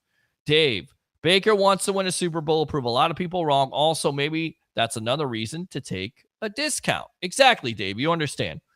Jason Light is on record as saying, hands off my receiver. Get your own. MK13 staying. I like it, Trevor. Dave says Baker wants stability. Exactly. I can't wait to see the contract Devin White gets. Yep, Christopher Cole. In Light and Greenberg, we trust. Dave, again, the Eagles are an NFL team, Harry. Don't act like they were a wounded duck. Good comment, Christopher Cole. Eagles still scored 30 points against the Cardinals. I think they did. Christopher Cole, I would have called the timeout after the fourth. Cole says Leo is the man he is. That's why we have him on the show. That falls on coaching, says Dave. Pittsburgh loses guys all the time and wins, so the coach needs to be fired if they are in a give-up Cabo mode. Dave says David is coming back. He'll sign $5 to $6 million for 1-year deal. Dave again. Peter, well done. Do you put ketchup on it too? No, I do not put ketchup on my steak. Let me put that out there. Tom Banner, Mr. Hot Dog Boy himself. My best Ron Burgundy, stay classy, San Diego. Not even Harbaugh puts ketchup on his dog. Dave laughing, having a good time. Damn, I love this show. Thank you, Dave. Appreciate you. Hot dog equals mustard, relish, and some onions. Don't necessarily agree. Corey's having a good time. Good, guys. Maxwell Street, Polish, no ketchup, Pete's. Christopher Cole, laugh out loud. Don the Barber, Fenway Frank. Eric Agnew, I eat ketchup on my hot dogs. Thank you very much. Oh, yeah. I know I'm not the only one. Spring break, I'm buying at Portillo's. Okay. Dave says Peter never come. Okay, I read that comment. Let's go out to Tom. Mike Evans to Chicago. Better food. Dave, Polish sausage, ketchup, Peter, no mustard, peppers, or onions. Don, Mike Evans is going to New England. That has been thrown about there. Dave England, you are 100%. Tom again, fantasy football venture here in an open draft. Who goes top 8? Roger says Dave is a Greekite. Dave says that's a North Carolina hot dog. I'm from Winter Haven, living in North Carolina. Hell, Bucs all the way. I like it, Dave. Appreciate it. Yeah. Dave again. I'm Peter, Greek guy. Both are awesome. Thank you, Dave. Appreciate that. All 4, 13, 6, 7, 31, 58, 78. Tampa Bay for life. 813. Thank you, Mr. Williams. Preach it. JTS needs to go. Dave again. I'm now counting the months until retirement. Moving back to Florida and buying my Bucs season tickets. Congratulations. Tom says, get the absolute Chicago legend back on. Mike friggin' North will definitely work on that. He is a Chicago friggin' legend. They did a great job. Absolutely. Dave says David is best pick. Mark Dominic made as a Bucs GM. Agree with that. Richard said sign Evans, Baker, David, Winfield is a must. Christopher Cole, 4th down, and would have left 36 seconds on the clock. Later, Greek, have a good one, says Dave. Richard says Baker. Tom, Greek's better half is in bed. White's played horrible. Richard should be outside, not inside. Dave says, can we just get Bowles a timeout coach on the sidelines? Good call. We need the Bucs to hire Peter for a social media personality. What a golden opportunity they are missing. I appreciate that. Oh, yeah. Thank you, Dave. Aren't the Bucs kind of stuck? They played themselves out of a top pick for a quarterback, also into playing for a big contract to a quarterback who needs weapons to be successful. Alexander says, besides resign our main free agent targets, should we be in this order? Cornerback, offensive guard, center, and linebacker. Completely agree with you, although I would say edge rusher would supersede a cornerback, depending on what the Bucs do with Carlton Davis and Jamel Dean, who are making lots of money right now. Jennifer says, your rugby commentary is fantastic. Why haven't you updated it in so long? I don't know what you're talking about, but thank you very much for tuning in, Jennifer. Canales would be a fool to take the Carolina job. Tepper is a train wreck owner. It's dysfunction junction in Carolina with that guy. He can't stop meddling with the team. You can't build a team like that. James, can't wait to be here this weekend. And I read the rest of the comments here. Let's go out to Christopher Cole. Baker, 3 years, $80 million with $10 million incentives. Evan, 3 years, $45 million with $15 million incentives. AWJ, 4 years, $75 million with $25 million incentives. LBD, 2 years, $36 million with $9 million incentives. Thank you. Oh, yeah. Greatest wrestler ever is Bret Hart, says Byron. Okay, the excellence of execution. What was his other thing that he said? The best there was, the best there ever will be, right? Okay, thank you very much. Appreciate that. I didn't know we had so many wrestling fans on this broadcast. That's freaking crazy. I love that. You know, because the Greek, he's always making fun of me. I have a wrestling show at 10:30 on Wednesday nights. And he's like, you got nobody watching. It's a wrestling show. Nobody cares. Dick the Bruiser. And you guys show me that you guys are wrestling fans. Awesome. Goldberg, The Big Show, Randy Orton, Batista, Macho Man, Randy Savage, The Nature Boy, Ric Flair, The Undertaker. How about Sting? Yokozuna, Rikishi, The Rock. Great names there, Jim. Damn it, Jim. Thanks a lot for calling tonight. They all made Slim Jims at the right down the road from me. All right, so good stuff. Thanks a lot to all the guests of the night. Leo Haggerty, the legend himself, former Coach Scout and now media member of Night Sports Productions. Harry the Greek, professional handicapper extraordinaire of the Sports Web. And, of course, my two wrestling guys there, Mark Mancini, former XPW announcer, the madman himself, and, of course, Ralph Williams, the bodyguard of the Berg. If you like the content, like and subscribe to the Sports Web on YouTube. Friend me on Facebook at Peter H. Blake. I'm now on Instagram live there. We've got some comments on there. Nicholas says, that's crazy. My boy Kareem wasn't a Tom Brady fan. Damn, I'm in shock. All right, we'll see. There you go. We're also on, let's see here, TikTok for love. Nick Talk. Peter, somebody said Chiefs baby, says Jaden. So thank you very much for tuning in. As always, Facebook stars are out there. So if you love the content, give to that. YouTube super chats are open. If you love the content, give to that. And I got 3 things for you to give to you as I end the night on this over 3-hour extravaganza of a show. You know it. You love it. You got to have it because I got to get up for work in the morning. Bring your passion. Bring your excitement. Just don't bring any nonsense. I'm your host, Peter Blake, your Rolex reporter. What time is it? It's my time. And for fans of the Sports Web and the Tampa Bay sports fan, it's your time. We'll see you on the evolution of Sports Talk Television.